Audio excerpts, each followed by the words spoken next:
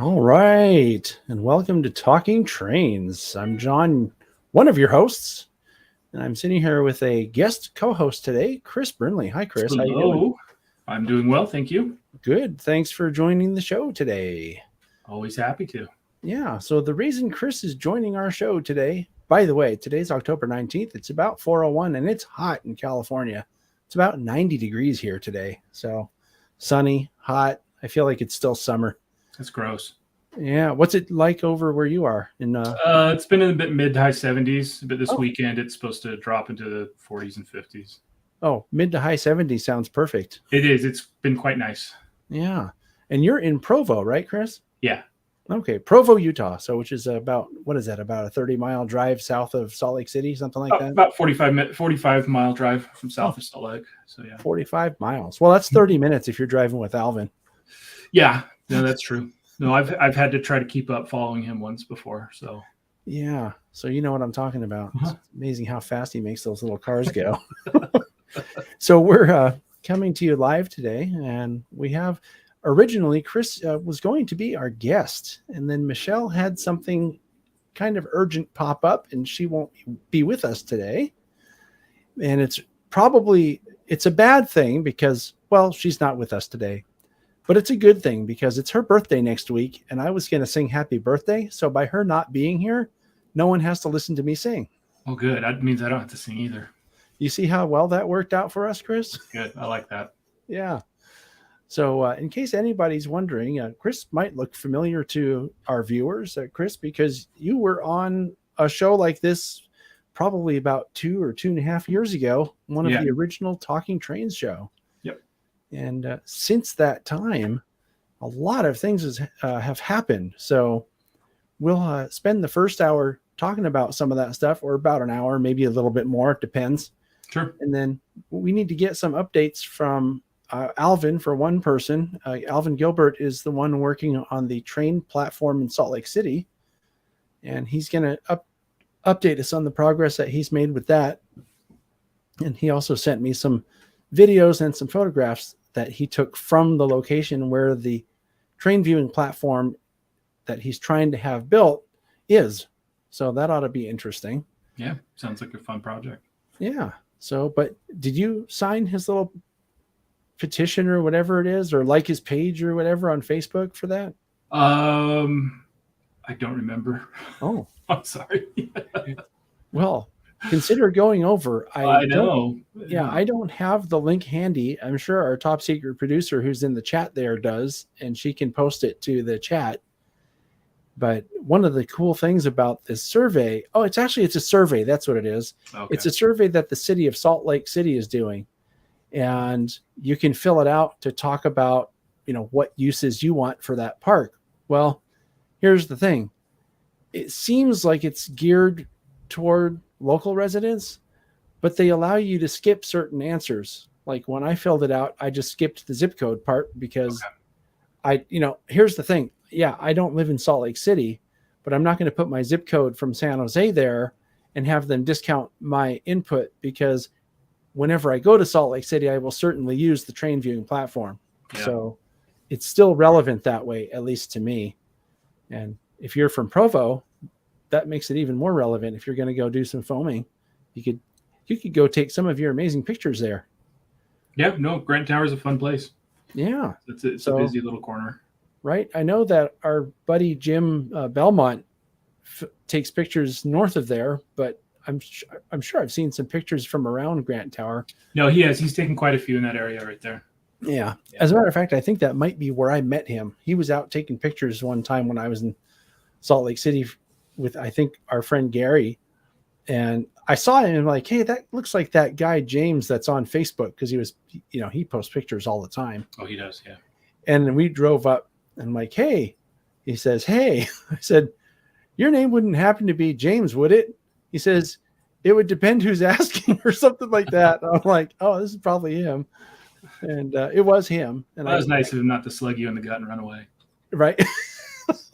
So I got out of the car and, we shook hands and introduced myself. It was pretty cool, though. It's one of those things where, you never know who you'll run into. But I knew that he takes pictures from along that whole stretch of track Yeah.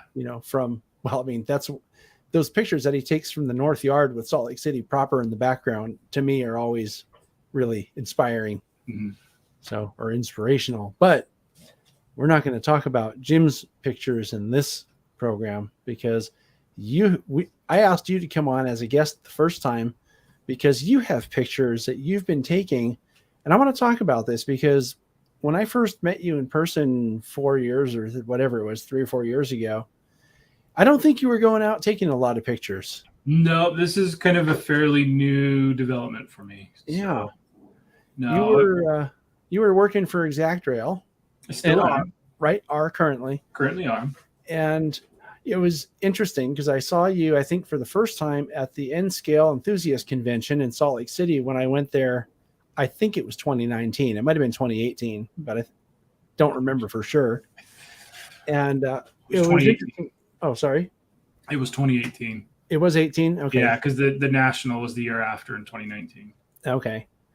Well, what I thought was interesting about it was up to that point, the person I had spoken to most at Exact Rail was Dan. Yeah. Dan Larson, who was the president, I think, at the time. CEO was what his title was. Yeah. Yeah. CEO? Okay. Yeah. Yeah, I don't know. What's the difference between a president and a CEO? I have no idea. For a company this size, it really doesn't matter. Yeah. Because you're also the marketing guy and kind of the research guy and yeah. What do they call it? Chief cook and bottle washer or something like that? Yeah. Sanitation officer. Right. Yeah. So anyway, so it was interesting to meet you there, and we've developed what I think is a great friendship, and I really glad you think so. Yeah, I've always appreciated being able to call you and talk to you about stuff, and it's all good. We've been through some very harrowing times together, as a matter of fact. Yes. And got to hang out every time I've been in SLC, except last time we had some people over and Chris was MIA. Yeah, no, I thought I was getting sick. It was when COVID was at its peak, and so it felt like I was getting sick, but it ended up being absolutely nothing. And so I just decided I didn't want to be around you guys. But I got my mug. Which mug? That one. Oh, look at you go. Yeah. I wanted to ask you about that, Chris, and this might be something for off the air later, but I want to get an Exact Rail or Train Life shirt or something that I can, rep around with. Do you guys have that kind of stuff? Not on hand, but I can get something made for you. Oh, okay. Now I'm actually getting some new stuff made here. Okay. Soon, well, if you write down that I have an idea about that and ask me maybe after the show's done, I have an idea about that. So, okay. But anyway, let's get to the main topic here, because otherwise we'll just sit and BS for the next 2 hours. And I'm sure people have more exciting things to do than listen to us BS. So the reason initially why I asked you to come on was to share some of the photography that you've been doing. Yeah. And to give people, the viewers, a little bit of a backstory. We've been friends on Facebook for probably longer than 2018, and I had never seen you take pictures before. And then about, I don't know, maybe a year ago or somewhere close to a year ago, I started seeing you post pictures. Yeah. Rail prototype photos. And I know you take prototype photos for your work at Exact Rail. I know you've done that for a long time. Yeah, it's always just been reference photography. Right. But the photos that I've been seeing you post are not exactly reference photos. Well, I mean, they could be if you're building a layout and want scenery shots or something like that. But they're very artistic, actually. And frankly, things that I think would look great on a calendar or something like that. Do you know what I mean? Like people take pictures like what you do and they sell it. Now, I'm not saying that you should sell yours. You should do whatever. What? No one can chat in YouTube chat. No one can chat in YouTube chat. Mods. That's strange. It looks technical difficulties. Yeah, we have a technical difficulty, Chris. Uh-oh. So I'm going to try to finish what I was talking about, and then we'll. That's strange. I must have set up a setting in the stream incorrectly. But anyway, what I was going to say is, I've been seeing these pictures that you've been posting, and they're really good. I'm just going to say that they're excellent. And I think that, I don't know, I mean, they're definitely worth sharing, right? So that was good. that was kind of what I was getting to there. And so tell you what, why don't we, I'd like to bring up the presentation, the slide presentation that you've created. Sure. And if you could, because I want to work to get the chat working for the live viewers, because they're going to probably have questions for you or for me. So can you start the show if I bring it up? And while you're talking, I'll see if I can't figure out what's going on with the chat. And I'll try to pay attention as closely as I can. Actually, I wonder if I can do something else. Our top secret producer is off in the other room. Is it okay with you if I bring her on to ask the questions and ooh and ah at the pictures properly, so that I can work behind the scenes to try to get this fixed? Nope, I don't mind. Okay. Whatever you need to do to get it fixed. Okay, so let me bring her in. And there she is. Hi, Sid. Hi. Hey, everybody. So I'm going to go mute myself, and I'll be back shortly. And let me bring up Chris's presentation. I don't know if you were able to advance that, though, John. Chris can advance this. Perfect. So I will return shortly, and hopefully I'll be able to get this thing fixed. Okay. And I'll let you know as soon as I know. And I'm going to try to pay attention. And if I see something I have to comment on, I will be back to comment. I can guarantee it. Have fun. All right. Nice place to start here, Chris. Yeah, look at this. I got to go. Okay, bye. So what are we looking at here? So let me just give a little background. Kind of, John kind of went into it a little bit with doing, foaming railroad photography. It's something I've always wanted to do for a long time, but never really pursued it much. Kind of at about the same time I started doing this, which was May of last year, I was kind of winding down building a large station project for a friend. I was building the Burlington Depot. Right, I saw that. That was beautiful. And so you even traveled with it, didn't you? I did. I actually had to take it on the California Zephyr. How appropriate. Yeah. So I built a crate for it and took it on the California Zephyr to Chicago, and then on another train to St. Louis to pass it off to him. And then he drove it back to Georgia. So it went kind of a long trip. Yeah, had a journey. It did. And so kind of during the process of building that, I was having a lot of fun model building, but just with work, and I've talked about this before in other places, it was just model building just became kind of less and less fun. I mean, I still love it and enjoy it, but when your work is model railroad related, it's sometimes kind of, when you get home, you want to do something different. Sure. Yeah, it seems like, especially after a big project like that, a big modeling project, because that one looked pretty intense. And so you kind of need a break from that. Exactly. And so a few times while building that, I got invited with a friend. His name's Mark Hemphill.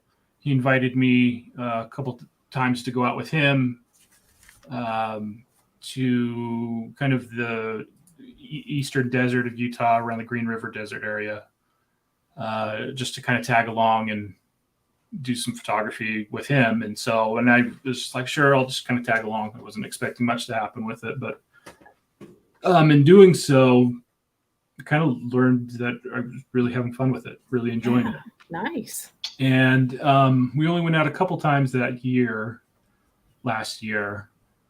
But in the process, I mean, it just became more and more fun, and it kind of became my new hobby in a way, is doing the photography side. And so it was new and it's exciting, and it's still train related, but it wasn't the modeling aspect of it, which I'll never give up. I'll go back to modeling here at some point, or start modeling again at some point. But this kind of brought the excitement that model railroading used to have for me. Yeah, some inspiration too, I would think, right? Yeah. And it got you outside for that important fresh air and sunshine that you need. Very much so. I have a question about the outside, Chris. Yes. Oh, by the way, I fixed it, so it's working. Yay. Oh, good. So the question I have is, and by the way, thanks to whoever brought that. Was it Roy brought that up? Thank you very much. A bunch of people were texting Sparky. So okay, yeah. Thanks. And I got the call from Sparky. So we have a network, people. Thanks for letting us know that wasn't working. The question, Chris, is I know for a while, and this would be around the same time when we had the last show that I had you on together with me. You were doing a lot of hiking. And the question is, when you go out to do the photography, are you just pulling up on the road and taking shots, or are you actually hiking into places to do some of these shots? It depends. A lot of them, a lot of it's not off paved roads. Most of the photography we're doing, we're actually having to do some off-roading to get to the places. Oh, okay. But there's some hiking to get into some of the locations we get to. Not all of them are just you can drive right to, but some are. I was wondering because a lot of them look like very remote places, but when you say it's in the desert of, Utah, of course, that's a remote place. So, okay. So what are we looking at here? Did I miss something? I don't remember if we. So I was just giving Sydney and everybody just kind of a background of why I kind of started into this. And so kind of go back. I just started finding that I enjoyed it more and more and more, and started, I don't know, kind of wanting to try new things and explore more. And so pretty much all of my shots right now that I've taken are around the Utah area. And so the first photo that I've got up here is out actually on the salt flats on the former Western Pacific. And so this one, let's see, when did I take this? This was in March of this year. And I think all the photos I'm going to share are all ones I've taken this year, because that's frankly the bulk of what I've taken have been this year. And the ones that I did last year, I'm not thrilled with. So that's the salt there, and it's not snow. This is the Bonneville Salt Flats, and so even though it was in March, this is just the salt. So this was just taken right off of I-80, which is just right behind me. It's easy to pull off and shoot this train. So we'd actually caught this train first, just outside of Wendover, and then chased it back to the Salt Lake area across the Salt Flats. So this was at a sighting called, was it Salduro, I believe? I might be pronouncing that right. The WP I'm not really familiar with. It's not my strong knowledge area. There's actually a few places that I'm really kind of not, I don't know anything about. What kind of foamer are you? I have no idea. I'm just... You're supposed to make it up if you're a foamer. You just make it up and talk real loud so that people can. All that'll do is just make the comment section go crazy. So. Oh, that's okay. That's called engagement on YouTube. We like that. Got it. Sorry, I'm just giving you crap, Chris. So yeah, this is just a BNSF oil train, empty oil train that was just heading across the desert that we caught and chased. It was a trackage rights train. So. I don't recall where it was coming from. I don't have all my notes and regarding everything, but I have some basic things on some of the photos here.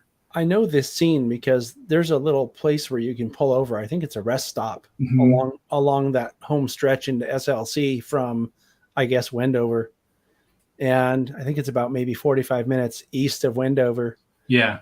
And they have a little thing where you can climb up and look at the tracks, off to the south there.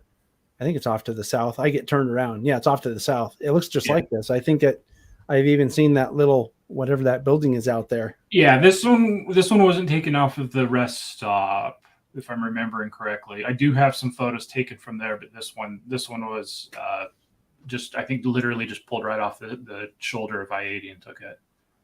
Right. It's cool though. I've seen the garbage trains out there, or dirty dirt trains, that they look like they have containers, but they're full of contaminated dirt. Yeah. Yeah. Yep. Very cool. go ahead and go to the next. Nice. So now most of my photos that I'll share are kind of in the Green River Desert area on the former Rio Grande. And so this one I took in, this was in April 23rd of this year, at kind of near a sighting called Vista. Mm-hmm. This is, I think, just west of Vista. And so a lot of the photos I like to take, I prefer low light. I mean, more early mornings, late evenings are kind of my favorite time to shoot. Usually during the middle of the day, we kind of we'll do stuff just to keep ourselves entertained, but it's usually we don't do too much photography then. And so the kind of rail fanning we do out in the West Desert, traffic is light. The Rio Grande isn't like what it used to be. The amount of trains per day during daylight hours can be one train, or it could be, I would say 3 is average, and that's including Amtrak, both number 5 and 6 going east and westbound. A lot of times during the day, there's also some coal trains, and then you get BNSF track-and-trace trains that come through, and sometimes some oil trains. Mm-hmm. But it's sporadic when they kind of come through. Yeah. So yeah, this was a sunset in April last year of coming around one of the corners of Vista. One of the nice things that it did for you is the background is shaded, but the foreground has plenty of light, so you can see the smoke from the engine. So they're working there. There must be a grade, right? That's pretty cool. Yep. No, the grades kind of go up and down. There's areas where it levels out, and then it's just up and down hills pretty much from Grand Junction all the way here to Provo. It's just up and down, up and down, up and down. There you go. Well, this is definitely one of those uphill places, but yeah, no, right here it is climbing. It's climbing up out of an area called, let's see if I can say these right. I always confuse a lot of the sightings because half of them start with W. They're leaving Woodside here and heading up to Vista. So it's on an uphill climb right here. Cool. Yeah. I like that peach color throughout all of that, from the sky in the back to the foreground. Well, thank you. It's nice. I noticed we're going to see them later, but I have noticed that a lot of your photos that you post, at least to Facebook, you've desaturated them. So what makes you decide, as an artist, if you will, if you're going to turn it into a black and white, or if you're going to just keep it as it, because you shoot it color every time, right? These are from digital. Yeah. I mean, I shoot digitally color every time, but I'd say almost half of my photos now I go black and white. And for me, it's just personal preference. I like black and white photography quite a bit. I know some people poo-poo black and white photos, but it's just something that appeals to me. It comes down to how I edit the photos. It's just personal preference. What I think looks good, or what I hope looks good. Sure. But I don't. That's literally all it is just kind of personal preference for me. Mm-hmm. And so it's interesting because Mark, who I go out with, we'll often, take shots where we're standing shoulder to shoulder, mm-hmm. and he'll edit his photos in a completely different way than I do sometimes. Sure. So we'll see almost the exact same photo and it looks different just because we each have our own personal preferences. Sure. Did you see that a question popped up from Ben Tolan? Yeah, Ben's actually an employee. Yeah, I saw that earlier, but it is a good question, though. He knows the answer is Chris needs to go out for lots of these types of trips to take photographs that might be used in his work. Yeah. So they're business trips, Chris. You could write that off. They're business trips. So the one fortunate thing is with Exact Rail, we're like 2 blocks away from the Provo, Union Pacific, and Utah Railway yards. Mm-hmm. And they're both really accessible yards. And I frequently go over there on lunch breaks and when I get other breaks during the day and see if there's anything interesting in the yards to photograph. Mm-hmm. So. How lucky you are. No, it is. It's really quite fortunate. The Provo yard is actually great. It's not a huge yard, but there's generally enough going on that it's a fun yard to to check out, and there's something going on there almost always. So yeah. All right. Well. And we've got oh gosh. Nice.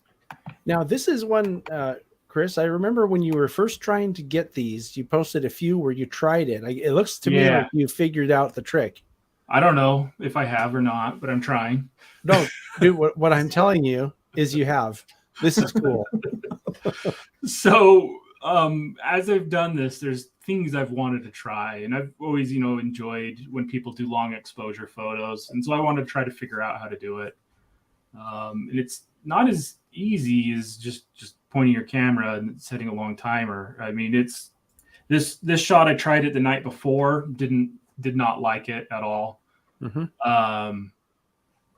And it just came out flat. And then I actually did a little bit of research and realized what settings that I should have set on my camera. And so I came out and was able to do the same shot with Amtrak number 5. And this is just about a half mile away from the Exactro offices. This isn't far away. It's just an area called Ironton. Mm-hmm. So I just set up my shot. I think I can't remember if I did a 20 or 30-second exposure on this. But I was happy with the results. So every now and again, I'll do some longer exposure shots. It's not a crutch I want to die on, but it's something fun to do every now and again when the opportunity justifies it. Sure. Now, why not? I have a question about this one, Chris. That is, I know from being trackside when we do videos that the ground shakes a lot. And I know that for a shot like this, you have to use a tripod, because if you use a long exposure and you're trying to hold it with your hands, the whole thing gets screwed up. Yeah. So the question is, did you do this with a telephoto from far enough away that the tripod didn't, clunk around when the train went by, or what no? I haven't had problems with the train actually shaking the camera much. I've more battled with wind, kind of blowing the camera around. Sure. That's what I've always seemed to kind of struggle with, mostly with doing the longer exposure shots. But no, the movement from the train, I haven't picked up on that yet. Okay. Well, it'll happen. Probably. Yeah. So yeah, this was done also at the end of April is when I shot this one this year. And obviously, the signal dropped from green to red as I took the photo. I thought about editing that out, but I decided to just leave it. Yeah, that's one of those things. I think as you do more and more of these, you're going to have to make that decision a lot. And that's another one of those things, because some nitpicker would look at this and say, "Oh, you can't have a green and a red light at the same time," not realizing the way you do these. To me, it just shows the action of what happened. The signal dropped from green to red as the train went underneath the signal bridge. So. Yeah. I personally didn't even notice it until you mentioned that. So, but consider the source. It adds to the color and movement in the sense of energy in the photo. The more colors and lights you have, I think. So yeah. So late night model railroad, he said putting a weight on a tripod to hold it steady. That's something I haven't done yet, but it's something that I've been wanting to try here. Does your tripod have one of those hooks that you can put something on the bottom? Yeah. Yeah, it does. It's a decent enough tripod that I can kind of weight it down. It's funny. Just your backpack. Yeah, that's what I've seen some people do is they hang their camera bag from there to give it some weight. So yeah, it's funny that we're talking about this and someone listening is like, "What's he talking about hooks?" So hooks sometimes can be found at the bottom of the, what do you call that, shaft, I guess, of the tripod. And I don't know. I've seen the hooks there before, and at first you wonder what it's for, right? But then you shoot anything, whether it's video or still photography, in the wind, and you learn real fast what it's for, because that's how you do it. Yeah. That's how you steady it, by hanging something from that hook. So yeah. Sorry, just an educational thing for people that aren't into this stuff. No, and these long exposure shots I'm still playing with. Still kind of, usually I strike out with them, but occasionally, even the blind squirrel finds an acorn now and then. Well, this one's good. So blind squirrel. That's Gotta good. use that one. We'll have to use that for if you ever appear on Chasing Trains. We'll call you Blind Squirrel. I'm making notes now. So this one's another longer exposure shot. This one was pretty short because it was at dusk, and so with longer, I haven't gotten filters yet to do long exposure shots during the day. That's something that I want to try, but this one is at dusk, and this is at an area called Thompson Springs. This is just outside of the town, Thompson Springs, and so this was just Amtrak number 5, just coming through Thompson. It no longer stops there. It used to. Cool. Did you do anything with Photoshop to enhance the color, or is it really like? Yeah, I had to bring the colors up a little bit on this one because they're a little bit washed out. And so I didn't have to do too much, but I did increase the saturation and the vibrancy a little bit, did a little dehaze on it. Yeah, the color is striking. I mean, it really brings out the sun that's coming just over, where the tops of the rocks are. It's pretty cool. Yeah, I was going to say nice amount of doing that because it's a really nice overall pastel look. Yeah. No, the light does interesting stuff at the desert. It's kind of, it's different every time we go out. The light surprises us all the time. There'll be times where you think it's just going to be blah. And often, during midday, it is, but the mornings and the evenings really can do some interesting things. It's fun to see what happens. Something that I think is worth pointing out too is, I don't know if you saw it, Chris, but our mutual friend Rob Spangler was on recently, I think it was late last month, doing a show about painting backdrops or making backdrops for model railroads. Yeah. And one of the things we talked about is how stuff in the far distance gets kind of faded. It does. Yeah. You see that mountain that's in between the two lit up rocks? That's a great example of that. It's just kind of this indistinct blob of color. And you can do stuff like that. Sorry, I'm just tying in with the other show because it was a very interesting show. Sure. But no, the background needs to be a little bit faded, a little washed out. The detail needs to be not as defined to be done right. Yeah, for sure. Someone else is making a very good point here, which is so true, which is that the dynamic range from a camera is nothing like the human eye. And this is something that I struggle with on videos all the time.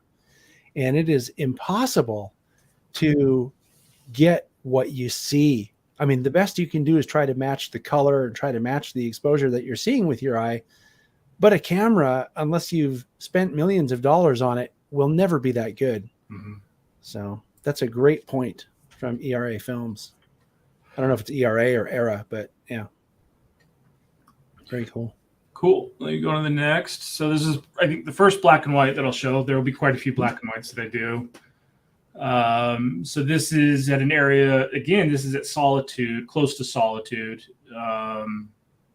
Or sorry, the last one was at Thompson. This is at Solitude, which is close to where Thompson is, but a little bit of ways away. And so it's this part of the railroad goes up close to what's called the Book Cliffs. And so most of the Rio Grande out throughout the West Desert parallels the Book Cliffs, but is still a couple miles away from them. But this little area between Solitude and Floy really kind of goes right up against them. And so this area, I love shooting here. I've taken multiple shots here because you have kind of this pyramid and then this castle. I don't know what the features, if they have a name, but I've come to name it Vernon and Winona. So those are my grandparents. Oh, okay. But whatever. I mean, you gotta have, have fun with it. No, I've named things out there. There's multiple features that I've named that I have no idea if they actually have a name or not. So yeah. And I was going to say, and by choosing black and white, you've really accented the shapes and structures and the lines. No, that's the one. So I think you notice things differently than if it had been full color. You do. That's one reason why I love black and white is its color. black and white just kind of breaks everything down to its simplest forms, and I love that. I mean, you're still looking at the same image, but something about it, I don't know, there's a little bit more of a mystery to it, but it leaves more interpretation, I think. And I like that. That's one reason why I've always kind of enjoyed black and white so much more. Yeah, I know when I was working on formalizing my knowledge of video, it was a real challenge to shoot in black and white because you don't have a lot of the same crutches. Because, I mean, you can make a shot really interesting, a color shot, with simple tricks. When it's black and white, it's exactly what Joey here just mentioned. It forces you to think about the composition. Yeah. And it forces you to also understand the effect of light on the subject more than if you're doing it in color. So no, there's a photographer who, you know, he's I think fairly well known. His name's Mel Patrick, and he wrote a book a number of years ago on the Rio Grande Zephyr, and called what is it? Every Day But Wednesday. Okay. And Mel has told me, you know, for photography, lighting is everything. Lighting. He said it to me multiple times. Lighting is everything. Yeah. And that's for black and white. That's speaks so loudly. I mean, sometimes with color you can do a little bit with it, but black and white, really, lighting, if the lighting isn't right, it kills the photo for me. And so you can bring up there's things you can do. Never on Wednesday. Yeah, thanks, Jeff. There's things you can do in Photoshop to maybe save the photo, but when you have good lighting with shooting black and white, it's amazing with what you can do with it. We have to shoot. I mean, we have to pay attention to light when we do videos also. Well, I mean, you think about it, a video is just moving photography, right? And I can tell you from having done, well, I mean, you know, Chris, because when we shot the layout tour of your Hudson terminal, I was really struggling with the light. And I did not have my lights with me because we actually flew in for the national convention and NMRA convention. So I didn't have all of my equipment, but I had enough to make it work. And I really wish I had my lights with me. I mean, it wasn't so bad when we were looking at the Hudson terminal because it's in that shadow box that you created for it. But the intro and all this talking parts where you were trying to explain stuff to people were not lit well. And I really wished I had my stuff with me. So I understand completely what you're talking about. And frankly, it's one of the things that I think makes or breaks a video if you can light things. I mean, because especially with, you know, YouTube, for example, everybody with a phone has a 4K camera now, but that doesn't mean that they know how to use it. Yeah. And it doesn't mean that they know how to light things. And most people, well, sadly, don't know how to light things. Yeah. So yeah, you're preaching to the choir here. Yeah. All right, we'll go from black and white to color again. Oh, that's striking. So this is where we go. Ooh. This is Amtrak number 5 again. This is at an area called Cayune.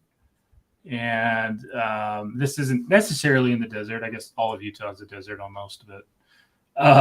So this was at sunset at Cayune, and we got lucky because it was an overcast day, but just before the train got to this location, we were chasing it, and the sun just peeked out below the clouds, and so it made some really interesting lighting. And then we also kind of were fortunate to have some of this magic dust in the air that came from possibly a vehicle trying to get to this photo location earlier. So is that what that is? Yeah. I thought maybe they had an alcohol on the front of the engine, on the front of the train that day. I mean, the locomotives were producing some exhaust, but most of the dust in the air was purely by accident. So I call it magic desert dust because, well, sometimes when you're running down a dirt road and trying to get to a shot, the dust has helped a few of my shots, like this one sometimes. So.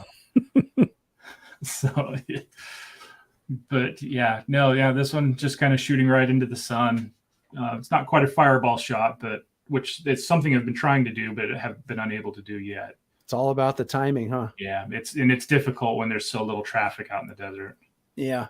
Michelle and I had a guest on who is also a photographer who does a lot of shooting out in Colorado, and whose name escapes me. I don't know why. I see his stuff every day. We friended each other on Facebook. I see his stuff every day. But anyway, he goes out. He's pretty serious about it. Like, he posted shots, I think, for like 3 or maybe 4 days from the same place, hoping to catch the Zephyr coming through. And it's this really great grain elevator and sunrise. And the tracks and the composition with the train in it would be just amazing. And I don't recall this was, within the past month. And I don't recall if he got the shot, because, the Zephyr's really hit or miss in terms of being on time. Yes. And right. So he's doing all the calculations, and checking the Amtrak app to make sure when it left the last stop and all that. So it's kind of one of those things where you'll get it though. You'll find a place like this and you can check what time the sunset is and all that kind of stuff using the wonderful Google, right? And you'll get the shot. It just takes some patience, I think. So, a lot of these shots are shot, we photograph really quickly.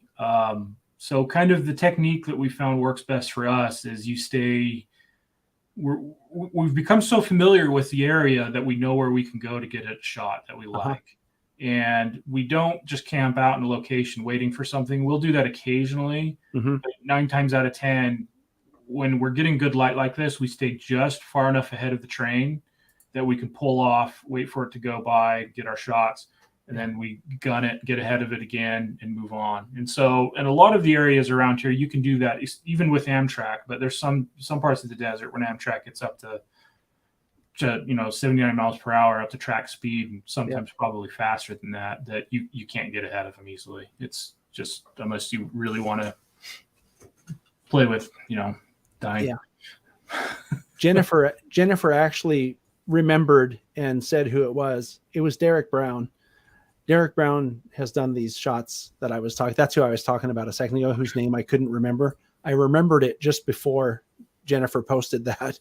Okay. Sorry, I don't know Derek. I know John Crisanti. Yeah, John's been on a couple of times. Yeah. John's photography is stunning. So. Oh yeah. Okay. Moving on. This is another magic desert dust photo. Oh, this is really cool. It looks like fog on the ground, doesn't it? No, just dust that got kicked up. No, I said it looks like fog. Looks like fog, yeah. I know what it is now. I know. But maybe I shouldn't be so honest. No, because I'll tell you what, because you posted this one to Facebook at some point. And I saw it and I'm like, that's cool fog on the ground. That's what I thought. That's exactly what I thought. Because that's what we have out here. So it's like that's what we think of. But, Thule fog in the middle of a desert, right? It looks like a time traveling train from the past or something. Mysterious. This was early morning, and this is at an area called Mounds. Okay. Is that next to Almond Joy? Yes. Sorry. Nope. I've gotten plenty of Mounds jokes in my comments when I post shots from there. So. Yeah, I can imagine. I won't tell you what else I was thinking. So this was just early morning. I don't think the sun had fully started to rise yet. And so these low light photos are some of my favorite to take when the opportunity arises. Yeah, it's hitting that plateau just right though. That's really nice. Yeah, Mounds is a pretty place. It's a neat, very interesting place to go to. So we'll leave the desert. This was actually the one time this year I've gone up to up around Echo, around outside of Ogden Weber Canyon area. I honestly, as close as this is, I rarely go here, even though there's a lot more trains. It's much more easy to photograph stuff here because I'm getting a meet here. You just don't see that in the desert at all. And so and this is actually closer to my house is going here, but I don't know. It's not as accessible. The desert I like is because everything is public land. You can go anywhere.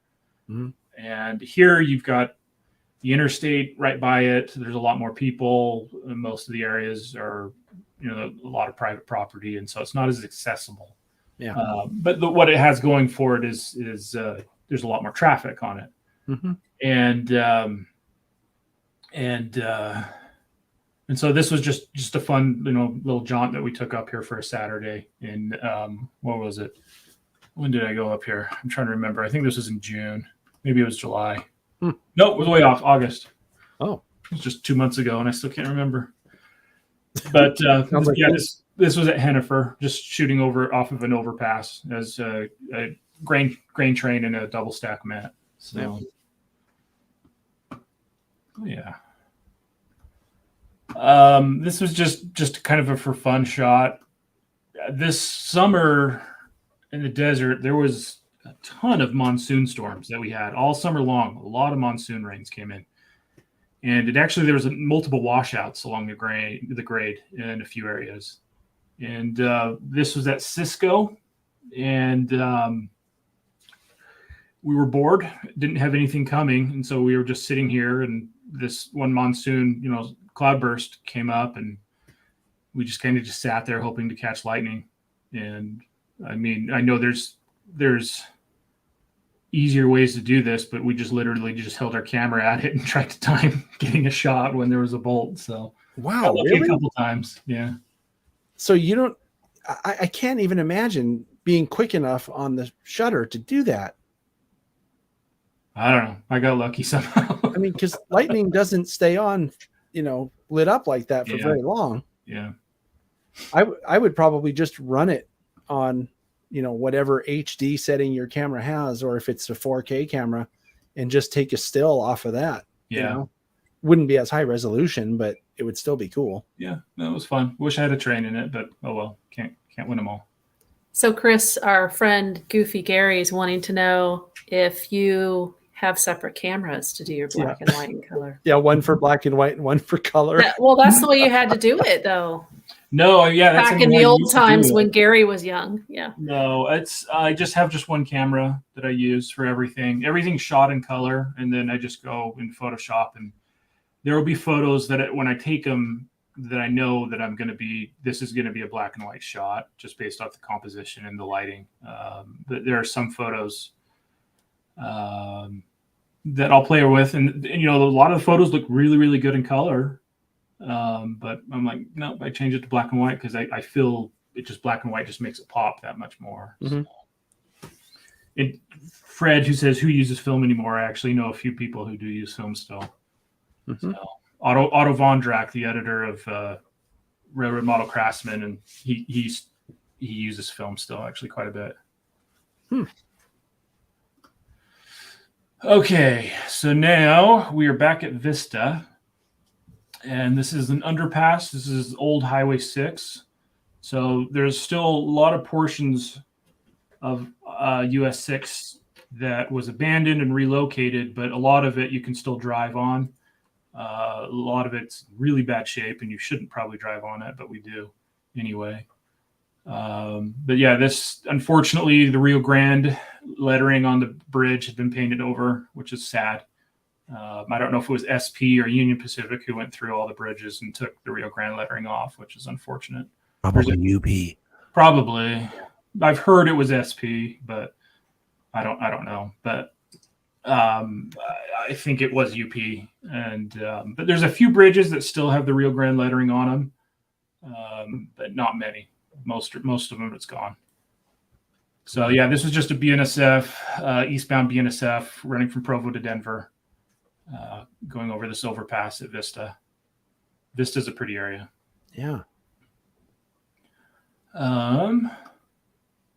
So this, I think, is back at Mounds. Let me look at my notes. Yeah, this is at Mounds, and this one was I photographed in April. Or sorry, no, not April. August, the other A month.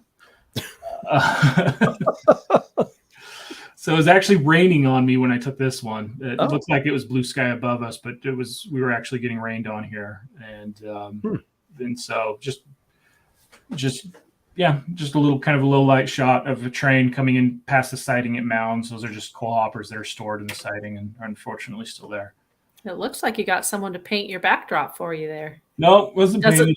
Doesn't it look kind of painterly, the effect on the sky back there kind of? Yeah, I think I may have softened it up a little bit. Yeah. But, with the super sharp detail of the terrain and stuff, that looks really cool. You got something that I always like to try to catch, which is the reflection of the bright headlights and ditch lights in the cars on the siding. That's a good job. Yeah, no, I it's fun getting reflections when you can get it, either a glint or a reflection or something. I've always fun when you get those. Do you use telephoto much at all? No, I don't have a telephoto lens. Oh, okay. And so, no. Okay. No, I just noticed that I didn't know that you don't have one, and I thought maybe it was a conscious choice not to use it because you want this. I thought it was an artistic choice, not a I don't have it choice. I'm not criticizing it, Chris. I'm just saying that was. Yeah. No, the main lens I use is good grief, what is it? You're doing just fine without it, is what I'm trying to say. Yeah. No, I haven't. I've wanted to get a telephoto lens, but I have not. I haven't graduated to one yet. Yeah. Well, you will someday. Yeah, we'll put up a GoFundMe for you. Okay, that'd be great. I appreciate that. or no, everybody buy Exact Rails. Oh, look at this. I just noticed the picture changed. Nice. Our friend Joey wants to know if you do have a preferred lens. Probably the one that's on the camera. Yeah, there's 3 lenses that I have. The main lens I use, so the camera I use is a Canon X6i, I think. Sorry, I've gotten into. I'm not an equipment geek yet, and so I'm still kind of a novice to some of these. It's not a full frame camera. I would like to get a full frame camera here soon, but the lens that's on it, I think it's just a basic. It's I think a 18 to 200 millimeter lens. It's nothing really fancy at all.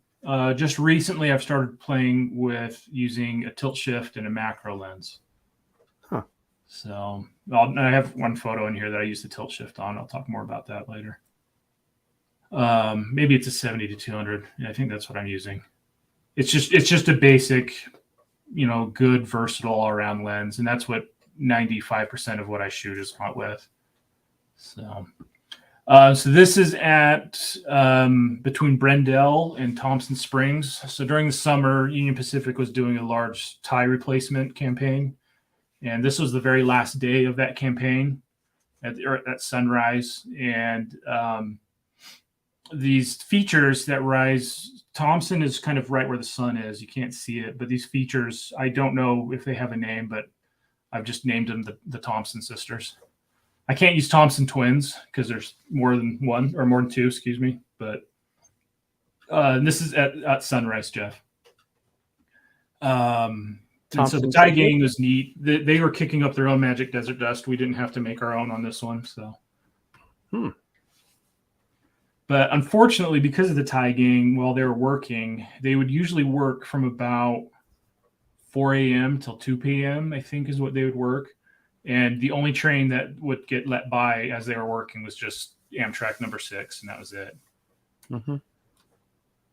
There's an interesting comment about people relying on telephoto lenses.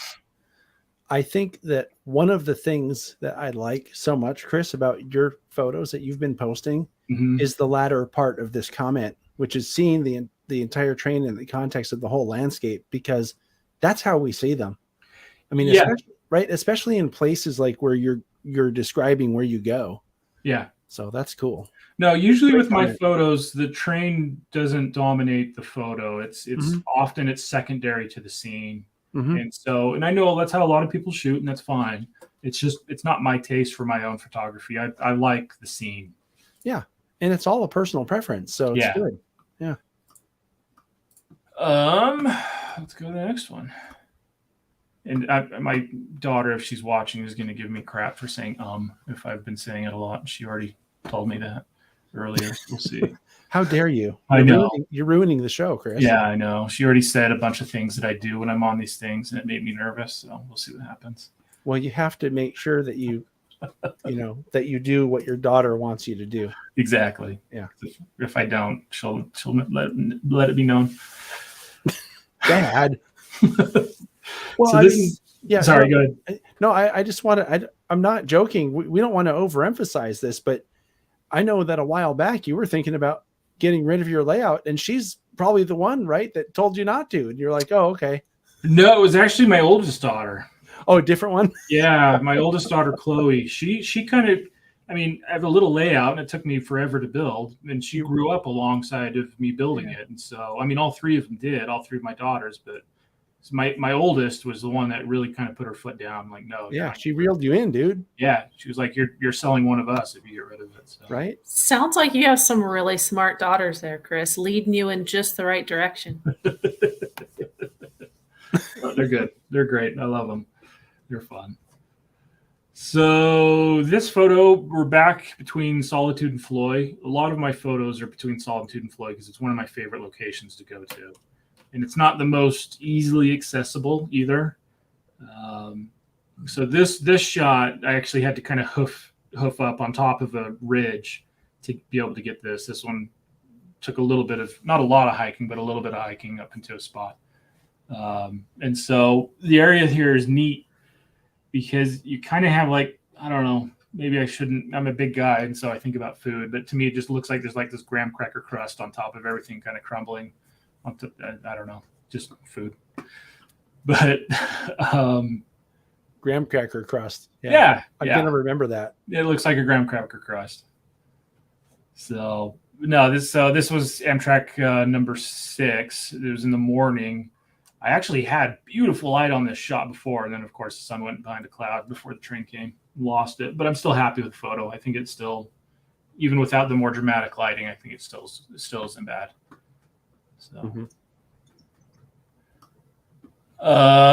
so this is at Woodside, and this train had quite the fun little experience. It had, I think, 4 locomotives originally on it, and all but one died, which is something you kind of see often. I don't know if that happens on all railroads, but Union Pacific, it does all the time. That may have been a comment. So they had to bring out 4 new units to rescue this train. And so this was a coal train that was stranded in the siding at Woodside. And so we got to see them finally pull the train out of the siding after being tied up there for a couple of days. And so the siding is just around the bend, the west end of the siding. And so it was coming around right here. And this one I was really quite happy with because the mountain in the back is called Mount Elliott. And Mount Elliott's very prominent out in the desert. There's so many areas around there you can see Mount Elliott. But I like that the train in the foreground is actually in shadow, but Elliott's kind of glowing in the distance. It was kind of a fun, happy accident for me. I know most people would prefer probably the power and light, but I'm finding more and more that that doesn't really matter to me. Yeah, for artsy compositions like this, it doesn't really matter. I mean, you're taking pictures of trains, but you aren't really. No, it's the same. It's photography more than anything, right? Yeah. This isn't foaming. Yeah. I don't think it is. Nope. No, well, this is more artistic. Yeah. I mean, it is foaming. Going out and seeing the trains is fun, but a lot of this, there's other reasons why we do this than just to go watch choo-choo trains. Well, thinking about that, Chris, I mean, it's a lot like when we go do our chasing trains things. Yeah. We're going out with our friends to hang out. And if we happen to see a train, great. If not, well, you just got to hang out with your friends all day. So, it doesn't matter. So, I mean, I wouldn't be surprised to see photos that you took with no trains at all. Yeah. And we've already seen one like that, right? So yeah, no, there's actually quite a bit that, more and more I'm taking shots that aren't trains. The trains aren't even in the shot. There's just other stuff. And so I'm having fun with it. So let's see, let me do the next shot. This is the same train leaving. This is just basically as the DPUs came by, I just flipped around and just grabbed them really quickly. And so they're a little bit out of focus in part, but to me, I actually liked it. It kind of gave a little bit of motion to the photo. Sure.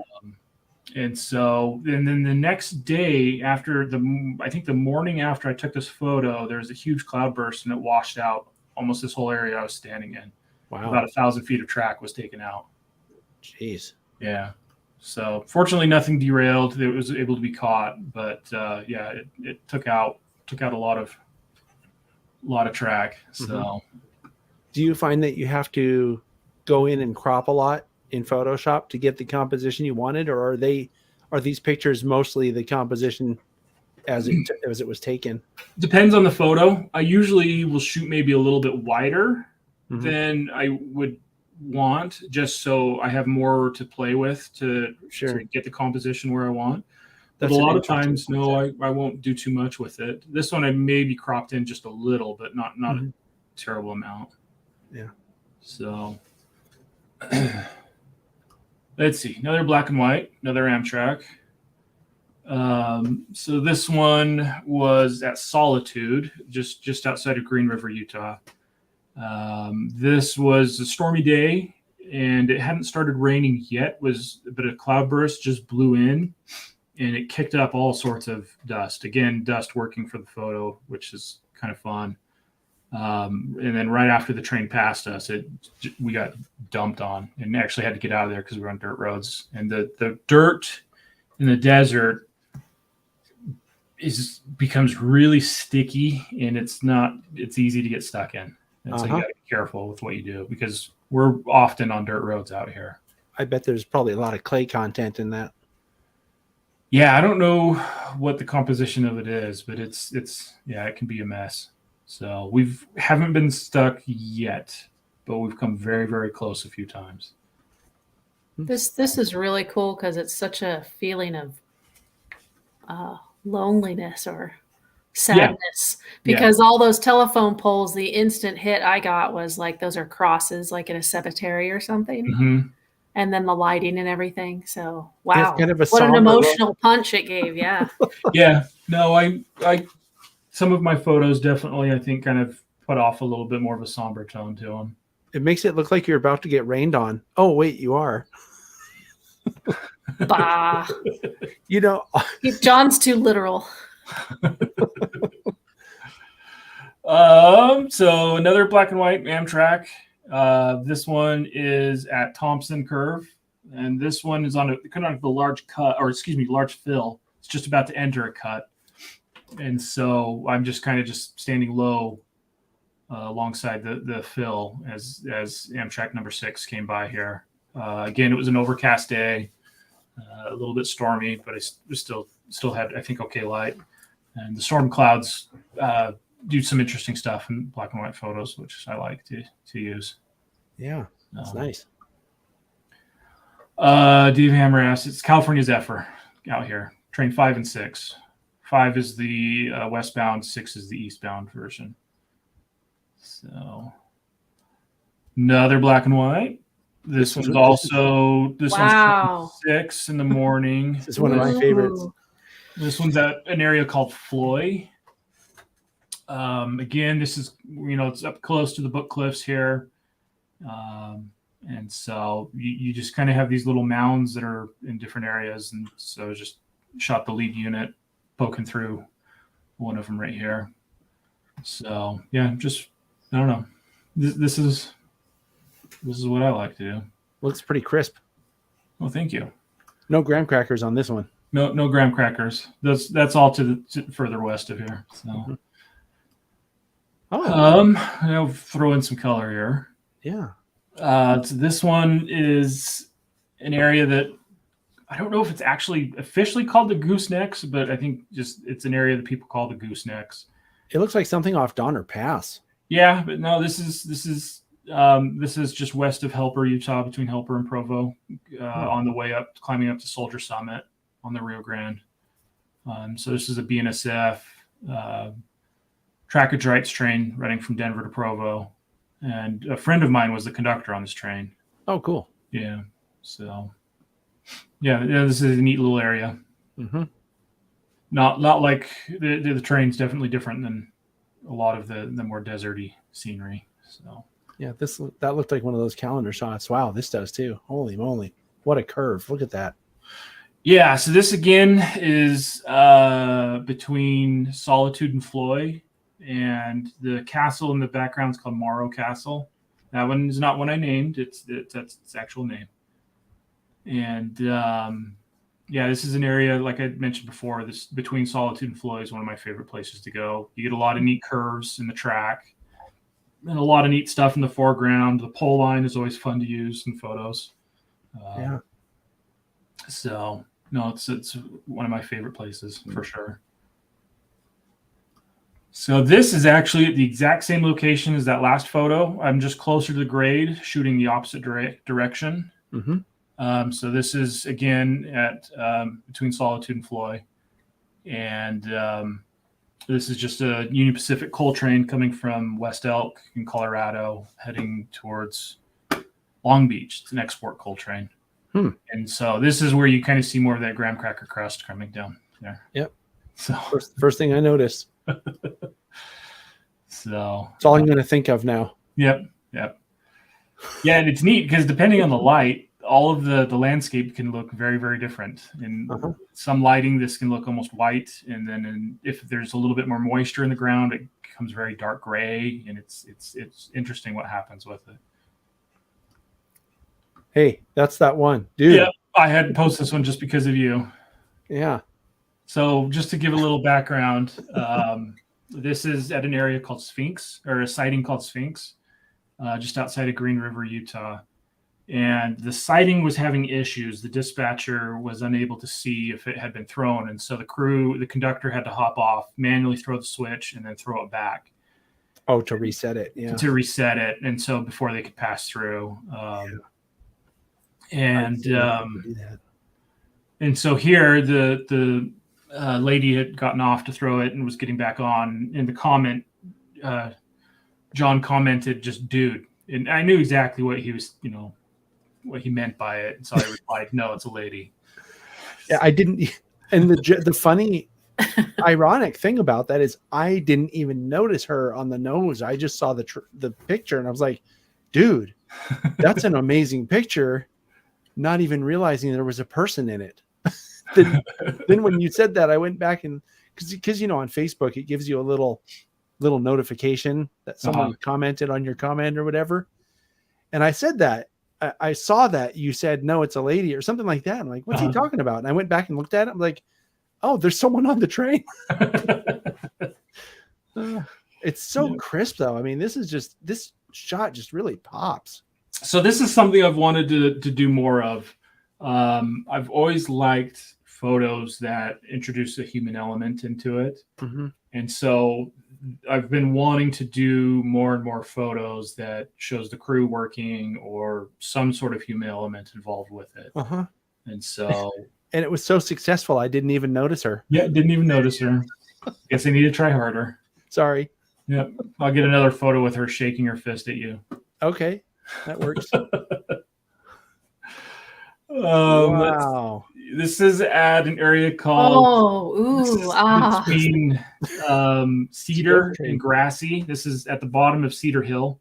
Mm-hmm. Cedar Hill is another one of my favorite locations along the Grand. And again, this was just at dawn. The sun was just starting to peak up, and this was a coal train.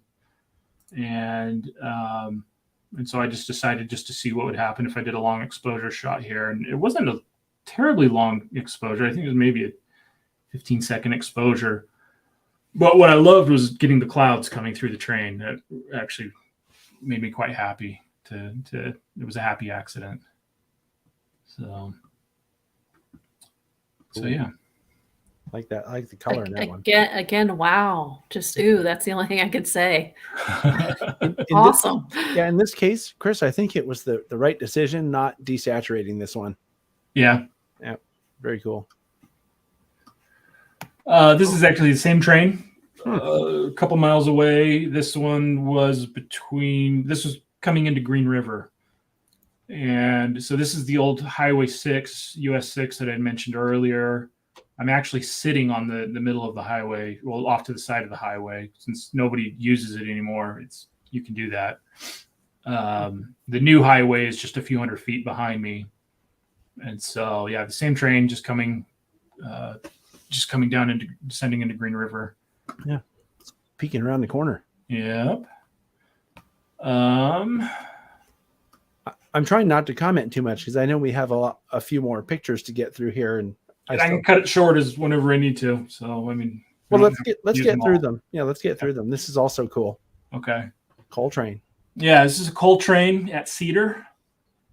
This is just pulling. It just had to meet with Amtrak, and Amtrak went by, and so it's just pulling out of the siding at Cedar, which is behind me, and it has this large cut that it goes through, and then hooks out to an area called Verde, and so this is just me standing up on top of the cut where it goes through, and so I do a few shots that are vertical. I know some people poo-poo them, but I actually, it depends on the photo. For some photos, I think vertical works. Mm-hmm. So I think I actually shot this horizontally and then cropped it vertical. It's fairly cool. Thank you. Oh, wow. This is also great. So this is the light. Ooh, the light. Yes. Don't interrupt him. You're being rude. So this is at Sphinx. This was the same thing happened to this train with that BNSF train that I had to close up with the lady on the nose of it. They had to stop to throw the switch, and they were leaving. And the one unit, I don't know if it had a bad motivator or what, but it was smoking up the sky. And so as it left, and it had beautiful light on it. The lighting was stunning because the background was dark, and it just had this nice glint hitting the side of it. So I'd love to see this the color version of this one. Color is good. It was actually really, really good.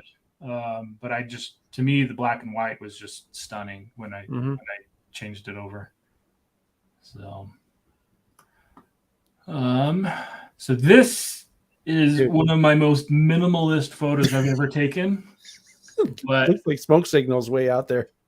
But I had a lot of fun with this shot. I was probably a good 4 miles away from where the train was, maybe about 3 miles. So it was a good distance. And so this is at Vista, and the train, it's just departing.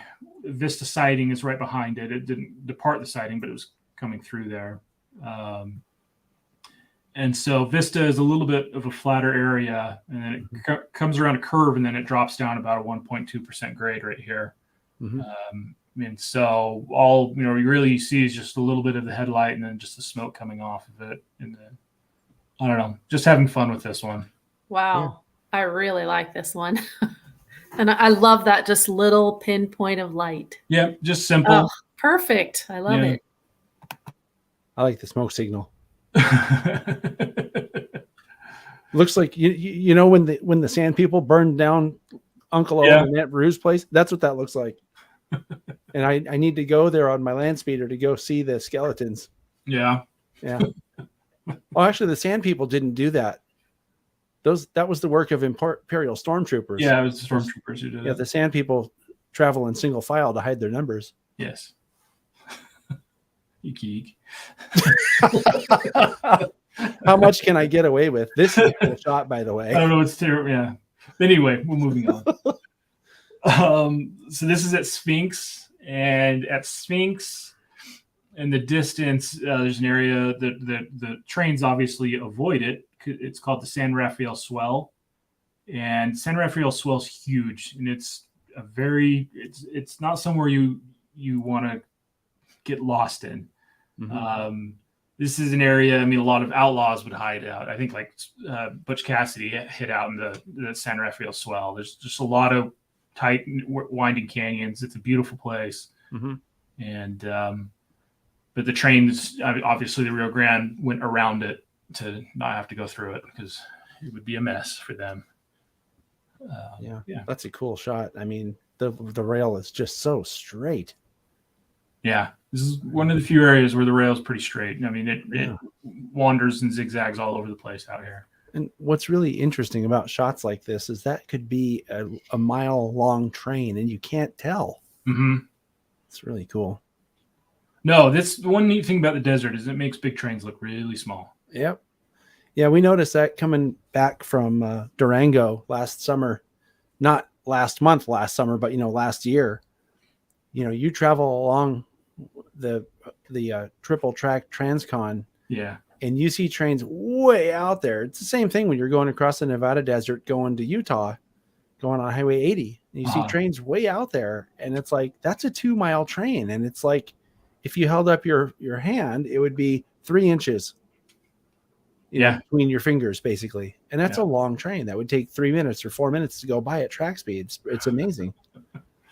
So we don't realize how open the spaces are. Oh, wow. No, they're quite wide open. So there's another human element, Chris. There's another human one. So the last month, we've been going to an area called the Pleasant Valley. Well, it's the Pleasant Valley branch of the Rio Grande. And is it pleasant? It's honestly, it's one of my favorite places. It's quite pleasant to me. It's a place I would retire to.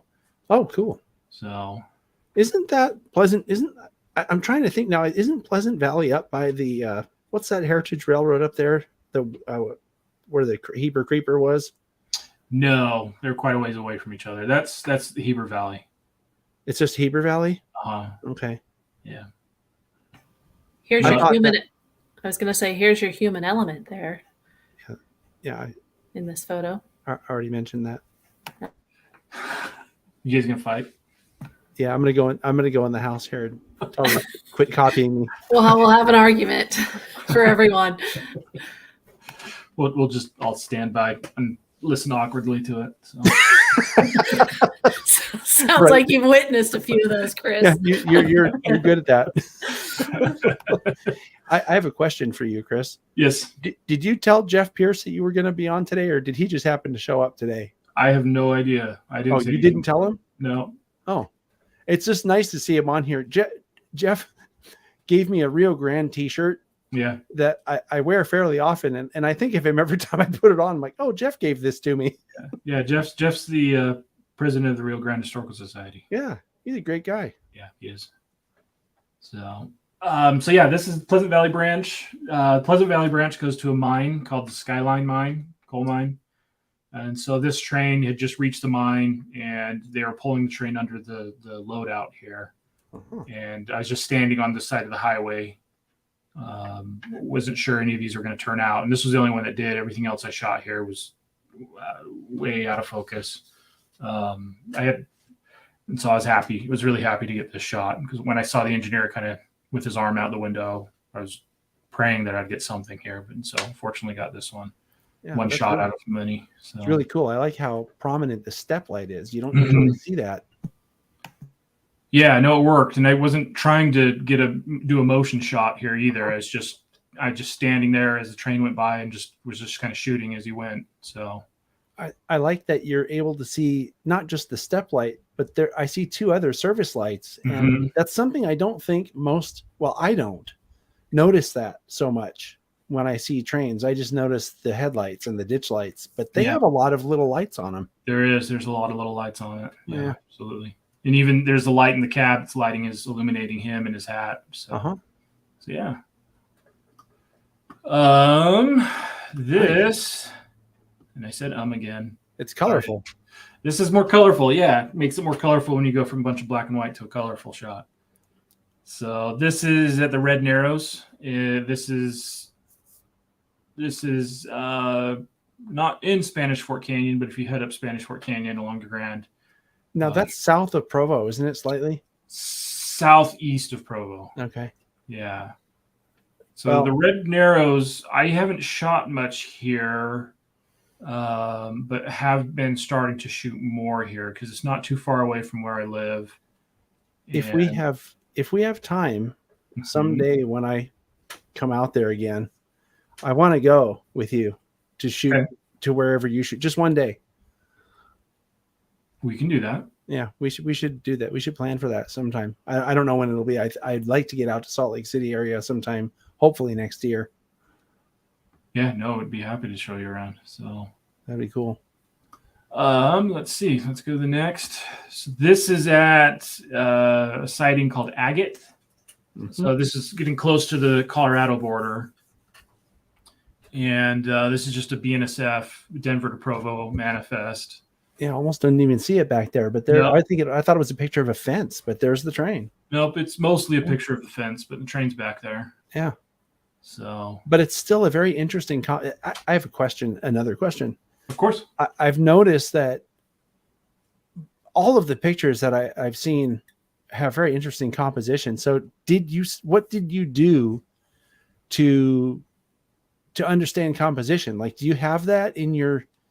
Did you take a class, or did you take art classes, or what's in your background that makes you get it? Because you get composition.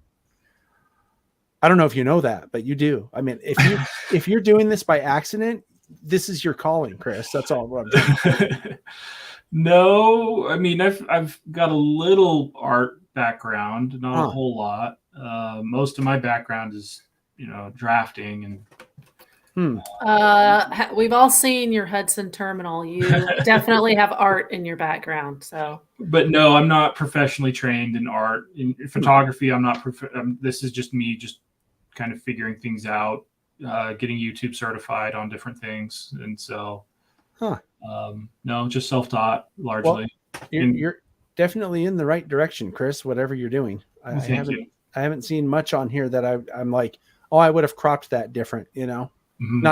Not that I'm, Joe composition, but I know something about that, having done video for the past, 25 years. Yeah. I don't know. No, it's mostly, just watching videos, learning about it, playing with it, kind of seeing what works and what doesn't work to me. And so, well, what you're doing works. Well, I have a question for Chris. Uh-huh. So how many photos did you take to get this one photo? I don't know. Can we be real with everybody, knowing you aren't just a one-shot wonder? No, I mean, typically what I do is, when we go out for a Saturday and I get home, and it's an all-day thing from sunrise to sunset. When I empty off my memory card onto the computer, I usually take between 700 to 1,000 photos. And of those, I generally only share or post maybe 10. So, because a lot of them are the exact same shot, just snapping away. The train is in different positions, and I'll kind of adjust and shoot and adjust and shoot and adjust and shoot. But most of the photos I take are generally throwaway photos, in my opinion. I don't know. Yeah, so I just wanted to let's be real here with people, but I mean, which one of yours to pull out and use and show. No, if I was having to rely on film, I'd be bankrupt. Exactly, right? And we were so precious with film when we had it, right? Yeah. I don't know if you remember those days, but yeah, ones and zeros are cheap. So it's yeah, sorry. Someone is asking who Chris Brimley is, and I usually have these little scrolls on the bottom that tell people what's going on, and I didn't make one for this because I thought you were so famous already that people would know. No, I'm nobody. Yeah. Well, Jeff said you're the founder of Exact Rail. No, I'm not. I think you just got a promotion. No, I'm not the founder. I'm the president of Exact Rail, but I'm not the founder. We find you there. Maybe that's what he meant. Okay. Yeah. If you want to find Chris, you found him at Exact Rail. That's what he meant. There you go. Yeah. Because I'm always here. Yeah. Found at Exact Rail, not founder. Found. Found. Yes. Yeah. Got it. Okay, move these fence posts. Oh, Holy moly. I didn't expect to see so much color. That's cool. So this was one I just took, this was just on the 8th. So this is just a couple weeks ago. This is in an area called Fish Creek Canyon. And this is on the Pleasant Valley branch, heading up to Schofield in the coal mine, where I had that shot I posted earlier of the engineer with his arm out the window. So this is heading up to that location. So Fish Creek Canyon's beautiful. It's very remote. It's not really easy to get into. There's one road that drops into it and then stops. So everywhere else you've got to hoof it and walk anywhere to get anywhere in it. So it's a beautiful area. Yeah. So all that hiking you did for that couple of years was like training. Yeah, I should probably do more training because it's yeah. So yeah. Dave Hammer, yes, I will be at Train Fest. Oh, cool. So yes. So this is again, so like I said, I've been shooting a lot up at the Pleasant Valley branch. So this is at Skyline. So this is another coal train loading at the Skyline loadout. The track curves just off to my left. I'm not standing on the grade here. And this was the leading unit coming up to the mine. But once they get to the mine, this becomes the trailing unit, the DPU of the train. And so I'm just, the colors were beautiful up there a couple weeks ago. Unfortunately, most of the aspens now have dropped their leaves. And so fall was quite pretty up there. Looks like it. Yeah, I really enjoyed it. So next is this one I took just a Saturday. This is at Castlegate. And for Castlegate, I've always struggled to get a photo here that I've liked. I haven't really had anything that I've enjoyed. And especially when you're shooting Castlegate at a low angle, the lens distorts it and just makes Castlegate look tiny. It doesn't work. And so I hadn't really used a tilt shift lens yet. And so a lot of people that shoot architecture and taller buildings will use a tilt shift lens. They'll use the shift feature of the lens, which corrects the I just completely forgot the perspective. It fixes the perspective. So instead of, Castlegate kind of going off into making it look smaller and making the top of it look very, very narrow, this helps and kind of straightens it out. And so I wanted to get a shot at Castlegate to see what happened. And so this was just pre-dawn, just before the sun rose. And I knew Amtrak 6 was coming. And so I decided, if I'm going to do anything, get anything with lighting to work, I had to do a little bit of a long exposure. And so I think this was just about a 2, maybe 3 second long exposure. And I got lucky and only got the baggage car in the shot. And so I was actually trying to get the power in it. And I have a 2-second delay so I don't get wobble in the photo when I push the button. I have a remote, but I haven't started using it yet for some stupid reason. And I hit it too late, so I missed the power and ended up just getting the baggage car. But I was actually quite happy with what I got. So it looks like one of those motion shots. Yeah.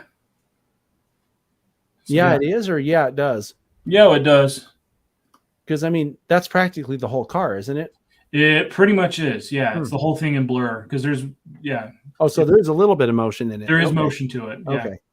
Because it's hard to tell, because it's on my screen because I'm set up a little bit different this time. It's not as big as I would like to be viewing this in, so it's hard for me to see that there's blur in the foreground there. But it's a cool shot though. Yeah, it's a motion shot. Yeah, that could have been an interesting shot with or without the train. It was, yeah. No, I want to play with Castlegate more here. So now that I'm playing with the tilt shift lens, and they're not easy to use. And so I still have a long way to go to kind of figure out and play with it. And so I look forward to seeing what else I can do with it here in the future. So the last photo I've got is another one up at Pleasant Valley. So this one is a coal train. This was what they call a grocery train. It's a short coal train. It's only about 50 cars. So it just had a single unit on the front and a single unit on the back. Huh.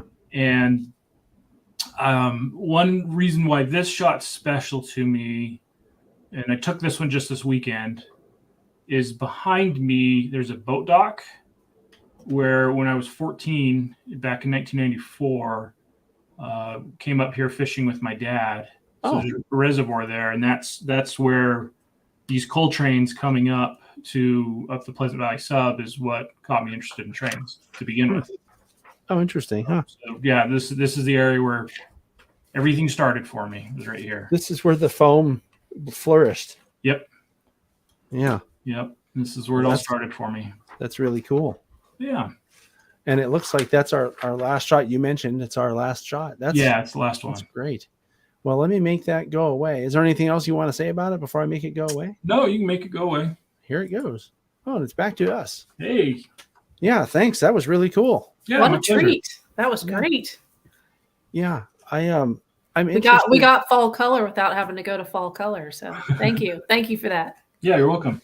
I like those color shots when you were able to get the yellow, because the yellow and the green, the only thing that would have made it even better is if you had a Chicago Northwestern diesel in it or something where the train colors would coincide with the background colors. I would rather had Rio Grande Tama motors there. So well, I would too, yeah, but I'm just saying in terms of color. Yeah. But yeah, no, that was great. I'm glad that we did this. Yeah. I think that you're definitely on the right track too, as in terms of, being self-taught and all that, because I think there is something, you have an artistic eye, and we know this, right? Because we've seen Hudson Terminal, and anybody who's interested in model railroading, which is probably 99% of the people who watch this channel, have to go look at Hudson Terminal. I'll make an excuse for the intro and the end not being lit too well for the reasons I mentioned earlier in this program. But the shots on the layout and the layout itself are just amazing. The layout is what made it so. So you definitely are an artistic person one way or the other, Chris. Well, thank you. I appreciate it. Yeah, you're welcome. Meant as the highest compliment. So I think we have a couple things to do here. If anybody has any questions, you can certainly continue to put them into the chat screen on the side of the screen there. And we have Alvin. We need to bring Alvin on to get an update on the project he's working on to get the train viewing platform built in Salt Lake City.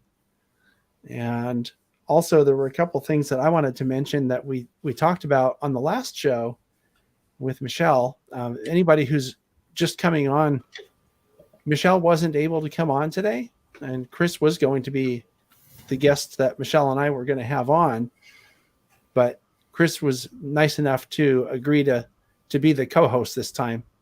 And our top secret producer was helping out while I was fixing a technical issue here on the computer. So I guess we just haven't kicked her off, and she's still here for that reason. You can kick me off now, though, so that I can do some of the work I'm supposed to do. Oh, do you want to go away? Yeah. Oh, thank so you. She was the side. I was here for this fun, pretty stuff. For the photo. And please come back and share your photos, even if you don't end up creating a website or a page for your art. That's totally fine, but it would be lovely if you could come back and share. Yeah, no, I'm weighing that right now. Right now, because I just post them on my personal page, and so I might either create a separate page for them or Flickr or not. Keep it all to yourself. That's fine too. But if you want to come on and share it every once in a while, that'd be great. Yeah, you can share them with us anytime. And this might be late. Well, let's make top secret producer go away. She is trying to get away because she knows Alvin's coming on, and she's intimidated by him because he has such nice hair. Yeah, I just realized that the epic beard is gone. I kind of got bored with it. Yeah, it's been gone for a while, probably by now, but we haven't talked that much, so I didn't notice till just now. No, I shaved it off a while ago, regrew it mostly, and then in July I shaved it off again. Yeah, you find it's a hassle to. It gets annoying at times. Yeah, having a long beard. So I've grown a full beard in my life, I think once or maybe twice, and it just gets too itchy. Like after a while, you get past that stage, but I can't get past that stage. Yeah, it needs to get a little long to get past the itchy stage. And so, yeah, I hate the itchy stage. Yeah. Do you know what I found was even after it got long enough to not be itchy anymore, it ended up irritating my skin. Yeah. So my skin would get like scaly and stuff, like dandruff in your beard. Yeah, beard drift. Is that what you call that? Yeah. Yeah. Anyway, I don't think that's a scientific name, but that's what I've called it. Beard drift? Yeah, that makes sense. You're not right when you go to look in the mirror, you're not sure if you've been eating or if you actually have dandruff in your beard. That was another part that was bad about a beard. It's just you'd end up getting food in it. Sure. Yeah, but you can save it for later. Yeah. No. It's just kind of gross if you get caught eating it out of your beard a couple hours later, All right. So let's bring Alvin on and get an update for the train viewing platform. There he is. Wow, it's dark in there, Alvin. You ever have lights? Sorry. I got. Oh, now does that work? Oh, that's much better. Yeah. Okay. Better. We can actually see you now. Yeah, here I am. So what's the latest on your train viewing platform? I'm disappointed in Chris for not joining my page. Busted. It's fine. I'll forgive you. I sent you an invite, so. Okay, thank you. You're welcome. Where do I begin? I don't know, but can I interrupt you for just a second while you're collecting your thoughts? You sure can. Because there's someone here. So there's a conversation going on in the chat right now about ExactRail and where you can get ExactRail. And there's a guy Train Life in Provo. There's a guy right now on the show that can tell us exactly where ExactRail products are sold and where you can find them. So Chris, would you mind taking that? And yeah, so ExactRail products as of right now are only sold directly from ExactRail or through Train Life, which is a sister company to ExactRail. And then you can also, the only other place you can get ExactRail products is we have a partnership with Spring Creek Model Trains that they sell ExactRail products at shows. That's that place in Deschler, right? Yep. Okay. Yeah, so they don't have them in their store, but they have them at shows. Is that what they have? I think some of them in their store, but the majority of them are just there's a partnership that we have with them to sell our products through shows. Okay. So there's a question that came up, and I don't want to answer this right now because I want to do Alvin's segment about the train platform first, but stick this one in your pocket. If there's anything that you want to mention about current ExactRail releases or anything coming up that you can talk about, that would be great.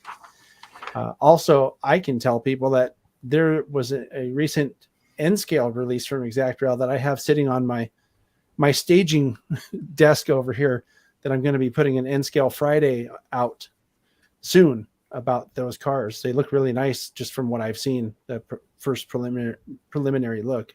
Yeah. So I mean, there's a lot coming right now with ExactRail. We just released the N-scale Pullman Standard 5277 waffles. The HO scale ones are coming. We're actually going to start taking pre-orders on those here probably tomorrow. And we won't receive the production or the shipment of those till most likely until late December. Unfortunately, they're a little bit delayed. Right. But those are what's coming next in HO scale. We have a few other products that I've got deco samples for. We have one all-new car that we had announced, or I teased a while ago, that's a PCNF 7633 appliance box car. And so I have decos of those. And so I'll be actually doing a little bit more of a formal announcement of that car here pretty soon. Are those different appliance cars from what came out in 2019? Yeah, we've never done this car. Oh, cool. Okay. Yeah. So you can use that avocado green.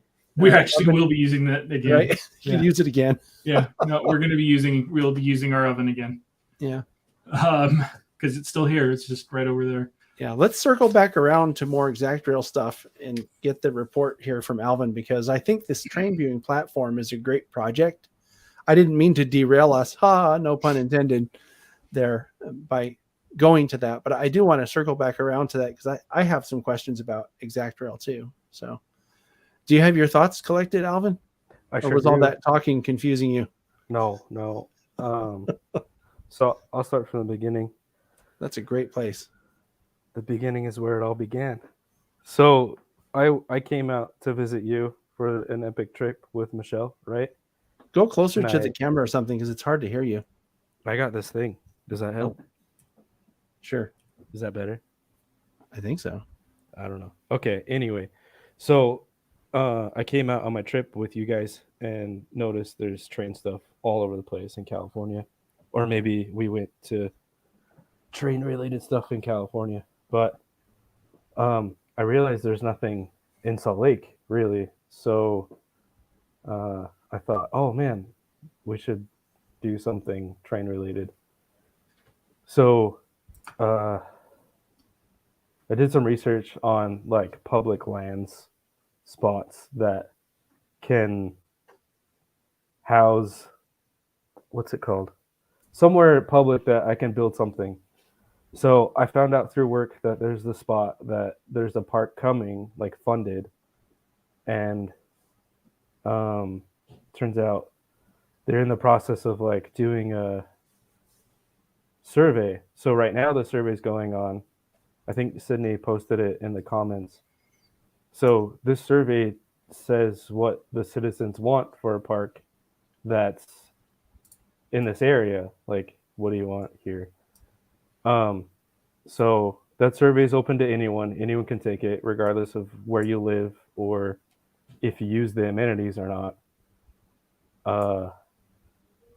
And it's right next to the track, exactly.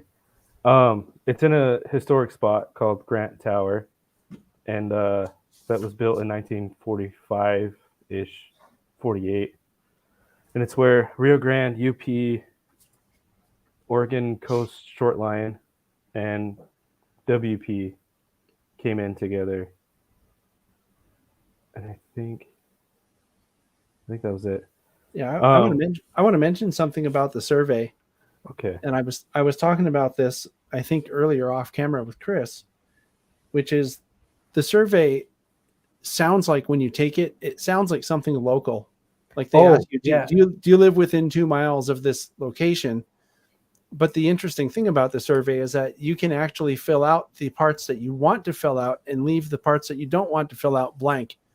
So I filled it out because I'm an interested party. If I go to Salt Lake City, I will definitely use the train platform. So I'm an interested party. I don't live anywhere near Salt Lake City, but I still filled it out because it means something to me for it to get built. So the reason I mention that is because anybody from anywhere in the world can fill it out. And if you intend to travel to Salt Lake City anytime and you want that platform to be there, definitely fill out the survey because that's letting them know that it's something that people want. And even if you don't live there, you can still want something. Does that make sense? It'll bring tourism. So it turns out the reason why it's so generic to the area is because I came into the picture right after they decided to label what they wanted in there. So a train platform could have been one of the bulletins for what you'd like to see here, but there's 2 comment sections, and one of them says, what's your favorite part about a park? And then the other one is, what would make this park better?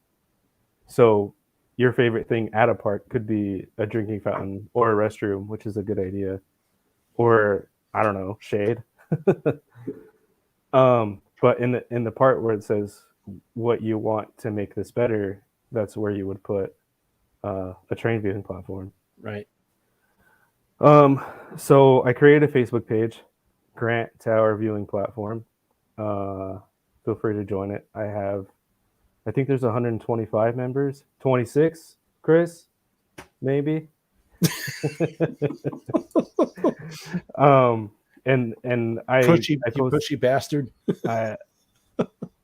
I'm sorry. So I post all my updates on there. Today, Michelle actually contacted me and said that she found someone. What was his name? I forget, but he runs Steel Highway virtual railfan cams. Oh, cool. Not with virtual railfan, but like there's a different one. So I talked to him a little bit about.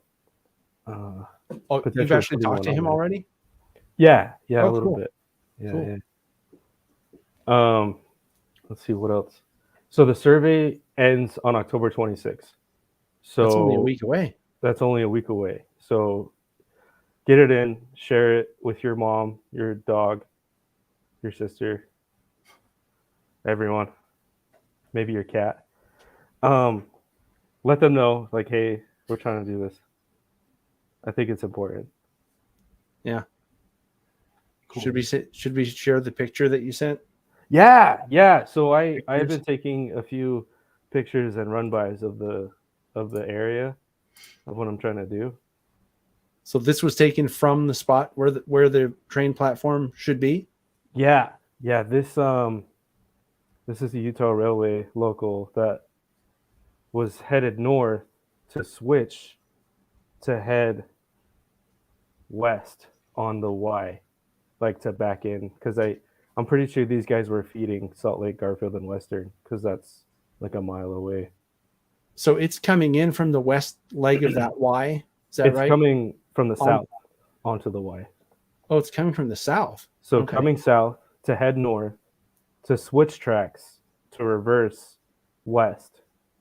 Oh, so they did a turnaround. They turned the train here? They didn't Y the train. They just went from one leg to another. Oh. To back in somewhere.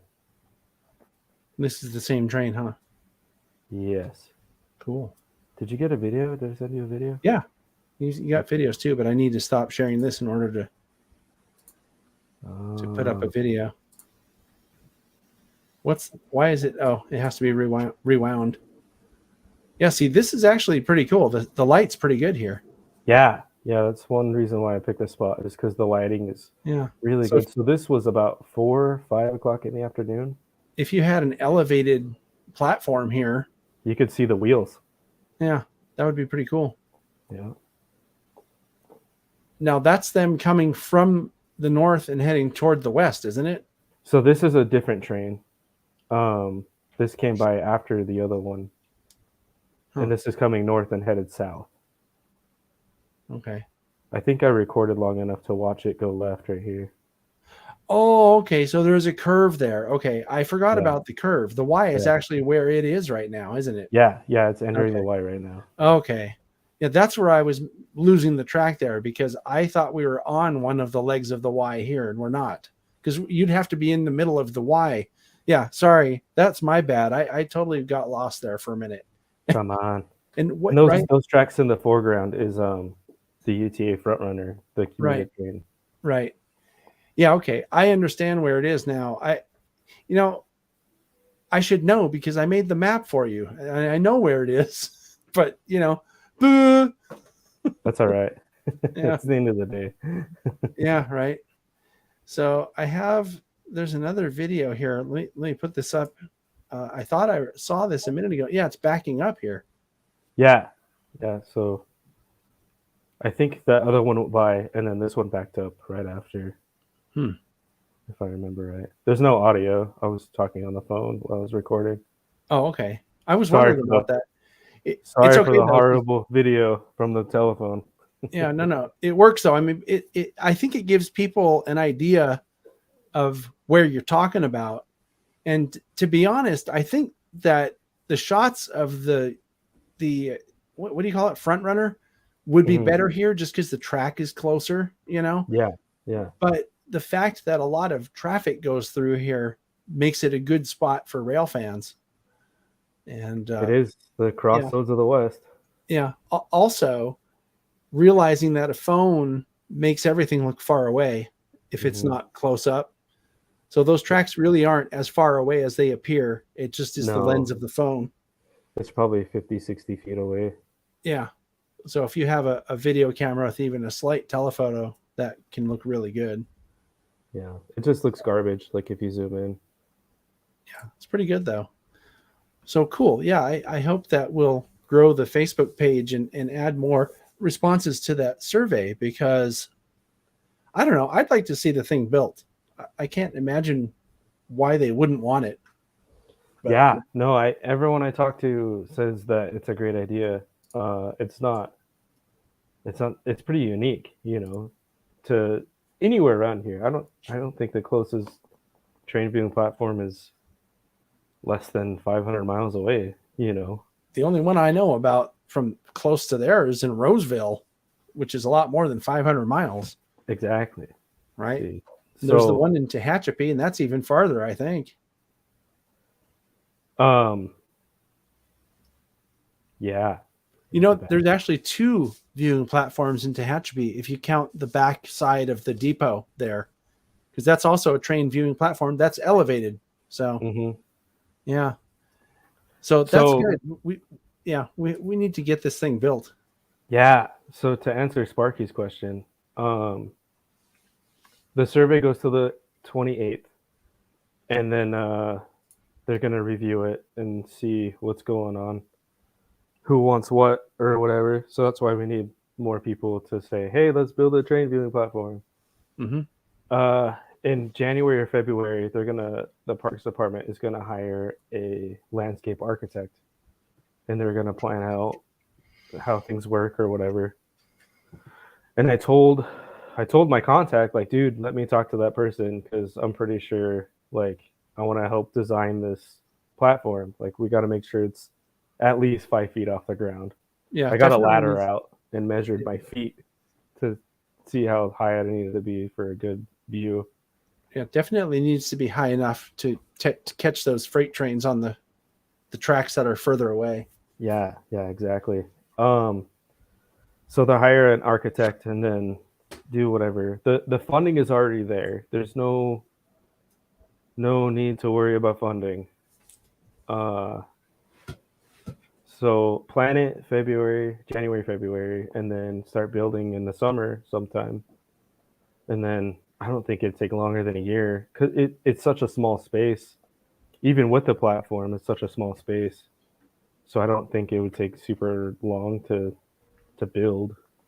They're trying to do a dog park and a playground, and there's some community gardens right there that they might want to add on to. So that's not a lot,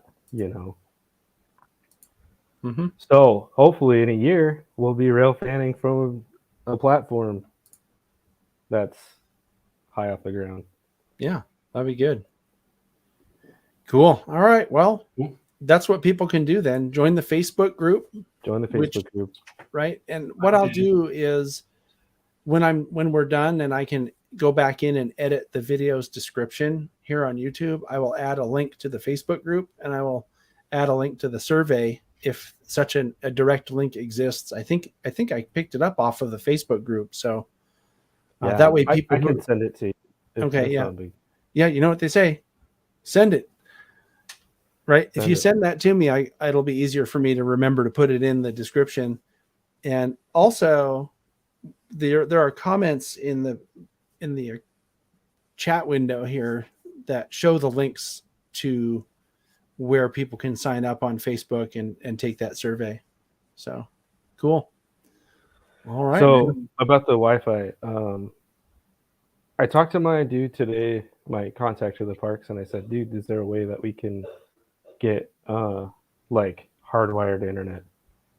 And he said, let's talk next week. So next week I'll see if we can get internet at the spot. I'm not sure how you would get a hardwired connection there. If you put a Cat 5 receptacle in a park, it's going to get destroyed immediately.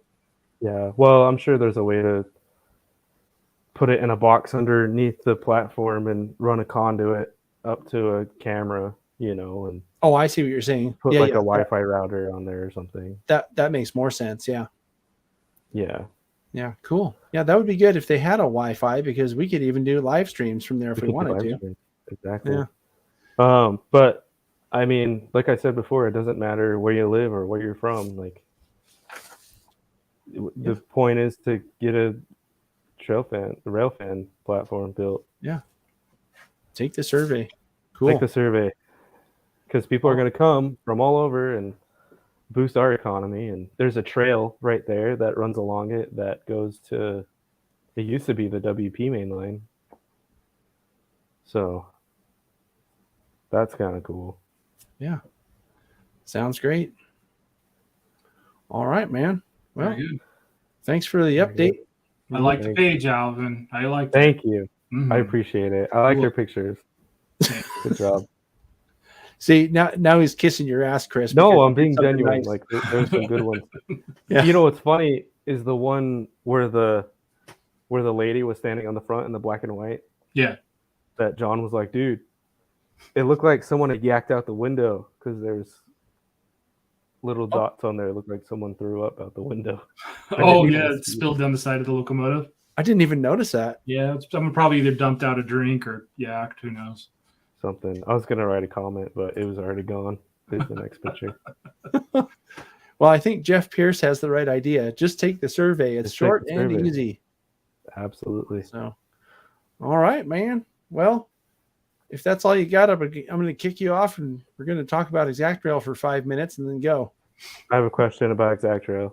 Go ahead. That's cool. Have you guys ever built a auto parts car? We've done auto parts box cars. Yeah, we've done a couple. Yeah, we have two 60-foot high cube auto parts box cars that we've done. Nice. I don't have any in stock right now, but we have done them and we'll run them again. Nice. Yeah. Perfect. Also, is there a way to see, you know how you have that wall full of like old stuff that you've done? Yeah. Is there a way to like, do you have a picture of that somewhere? Oh, so people can see all the models. So people can see all that. ExactRail That's has done? cool, man. No, I don't. I've never. Yeah, I haven't. It's our kind of our archive. I've never really photographed it before.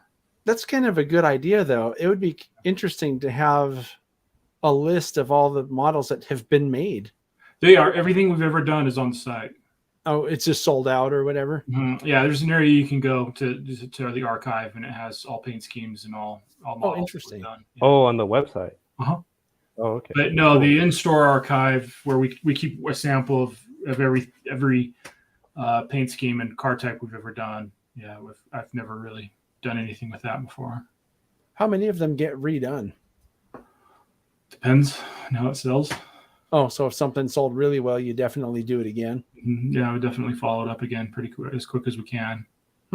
So there's some that we may never do again, but I would like to, revisit almost everything again if we can. But yeah, it just depends. There's some products we've done, the paint scheme just did so poorly that we'll probably never do it again. There's no reason to. We already saturated it with the little bit that we did.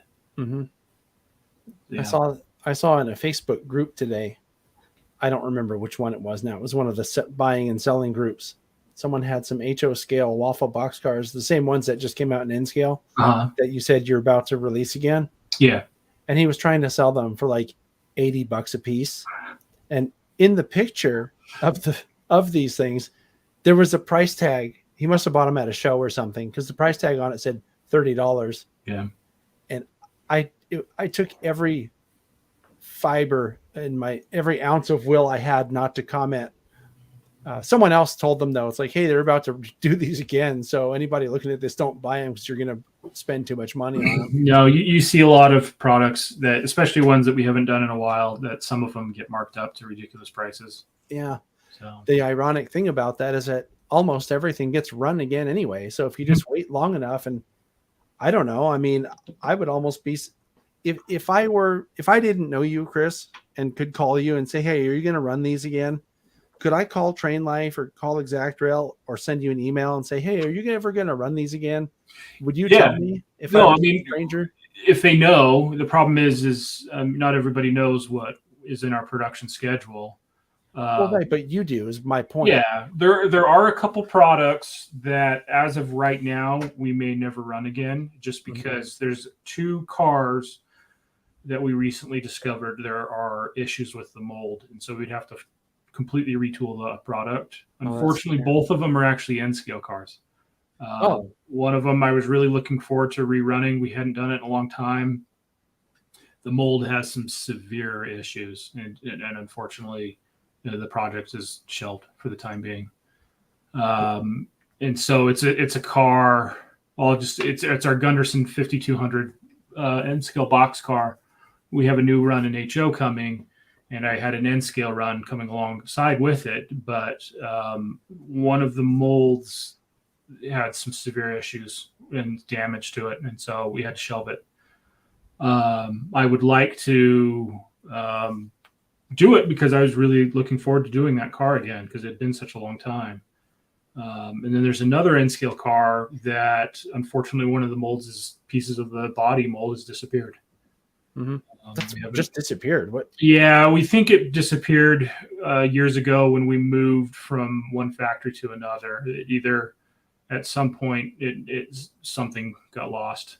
Was that when that ABBA whatever factory closed? Yeah, it was about 5 years ago, and we only caught it at this point. We just thought all of the tooling had been moved, but only recently caught that one is gone, unfortunately. Yeah.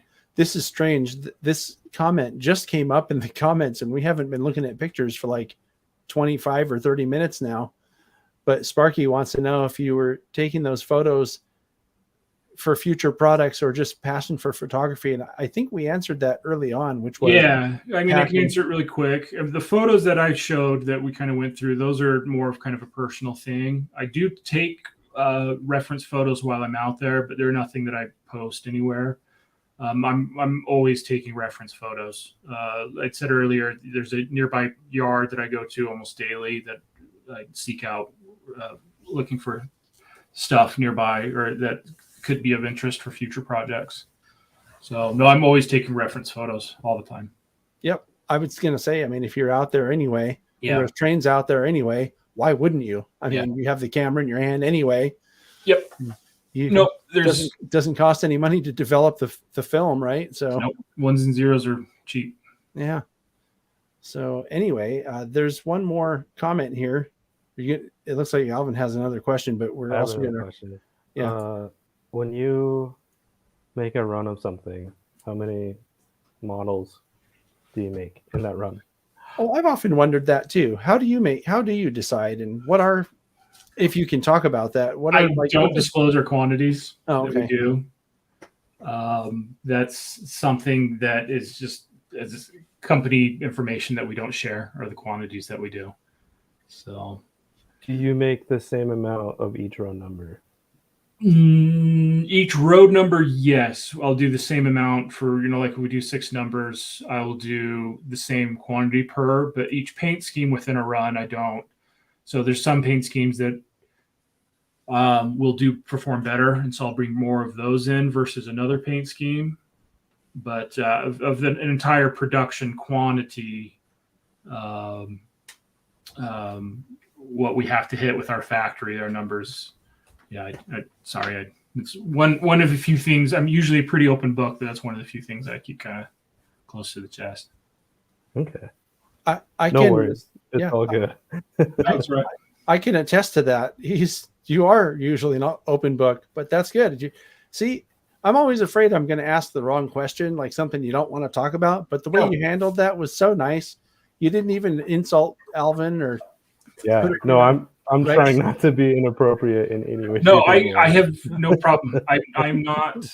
I don't fear anybody asking any questions that might be a problem, and I have no problem, letting them know, like, hey, like what I just did right now. So, I mean, yeah, I mean that's when you go to train shows. That's all you get are questions like that. Oh, so, yeah, it's. I bet that gets. I'm not going to sit here and try to. I was going to say, I bet that gets old. All those kind of questions. I love train shows. I actually love, and I'm an introvert, and so I should hate them. But I actually really, really like doing the train shows. They're very helpful for us as a company, and they're fun. Yeah. Are you going to go to the one here in November? Doing Train Fest in November. That's in Milwaukee, isn't it? Yeah, it's in Milwaukee. Okay. Why do they wait till November? I mean, isn't it cold in Wisconsin in November? It depends. Sometimes it's actually kind of comfortable, but there's been times where we've been snowed on. Yeah. I mean, I guess in the summer it's probably not great either because it's probably humid. But oh well. All right. Well, guys, unless there's more questions that are coming in, which there aren't right now.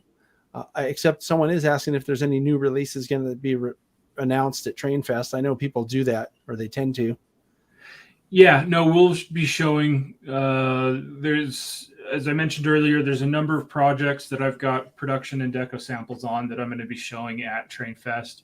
Cool. I'll probably be doing a blog post and announcing a few of them here anyway soon. But no, there's a number of cars coming. Cool. So I'll read that as, there are going to be some announcements. Yeah, the next is the HS scale 5277 waffles. I wanted to release them alongside the N scale, but the factory there's just been some delays with the production, unfortunately. But they're just wrapping that production up right now, and hopefully be shipping here in the next couple of weeks. Cool. Well, I don't really generally make the channel available to people just for promoting products and stuff, but you're welcome to come on anytime we have one of these talking train shows, because you're a co-host now, so you can come on whenever you want, Chris. Right? Well, thank you. Just let me know ahead of time, and I'll get the link out to you before we do it. And if you have pictures or something you want to share, that's all good. Yeah, we'll do. I'll always put them on as product spotlights. That's when I do the, promoting products is on product spotlights. But anyway, cool. All right. Well, thank you very much for calling in, Alvin. And thank you, Chris, for being on. I know it was kind of short notice, and I really do appreciate your time. I know how busy it gets for you, and you need to have family time too. So greatly appreciate it. And I'll for still sharing. be here at work for a few more hours. So maybe it was a good break then. I don't know. Yeah, it was something different for the day. Yeah. No, it was fun. I had a lot of fun. Cool. All right, then. In that case, I'll wrap things up. This is the awkward part of the program where I have the little music and stuff that I play at the end, and I am never prepared for that. So I have to sit around and talk like this while I'm finding it. And Alvin's going to take the survey. Oh, take the survey. Who, me or people watching? Everyone take the survey. Yeah. Everybody take the survey. Look for the link in the text chat, and look for the link later on. If you're watching this on a replay, look at the link in the in the video description. If it's before October 26th. Right. I don't want to keep this going. But there was a question that since you're here, Chris, maybe it's too long of an answer. Sure. Do you have time for something real quick? Yeah, no, I'm fine. People are wondering why ExactRail models aren't sold in stores. And I know that's probably a question you get fairly often. So Yeah. Do you have a quickie answer for that before we go? I'll make it as short as I can. So the decisions were done before I worked at ExactRail when the decisions were made, but it was all done by my predecessors. And at the time that that decision was made, we were making a push to produce models here within the States. And so we were looking for any way to try to trim costs of the products. And so that was one of the big reasons why we were at the time. Also at the time, and even up today, the amount of dealers and brick and mortar stores that are out there just continually shrinking. And so that network was every year was becoming less and less and less and less. And so those are a few of the decisions that were made that drove that. I have, now that I'm president of the company, it is something that do consider potentially going back to brick and mortar stores, but there's no decision that has been made regarding that yet, or if we will. There's a lot that needs to be weighed if that would actually be a good fit for us to do, or if just sticking with selling through Train Life and growing Train Life and also selling through Spring Creek model trains is what we decide to do. If we do go back to brick and mortar stores, we would be very selective and limited to who we go with. When we originally had dealers, we would pretty much sell to anybody, but there was a lot of issues that came along with that. And so we would probably be very, very selective if that happens.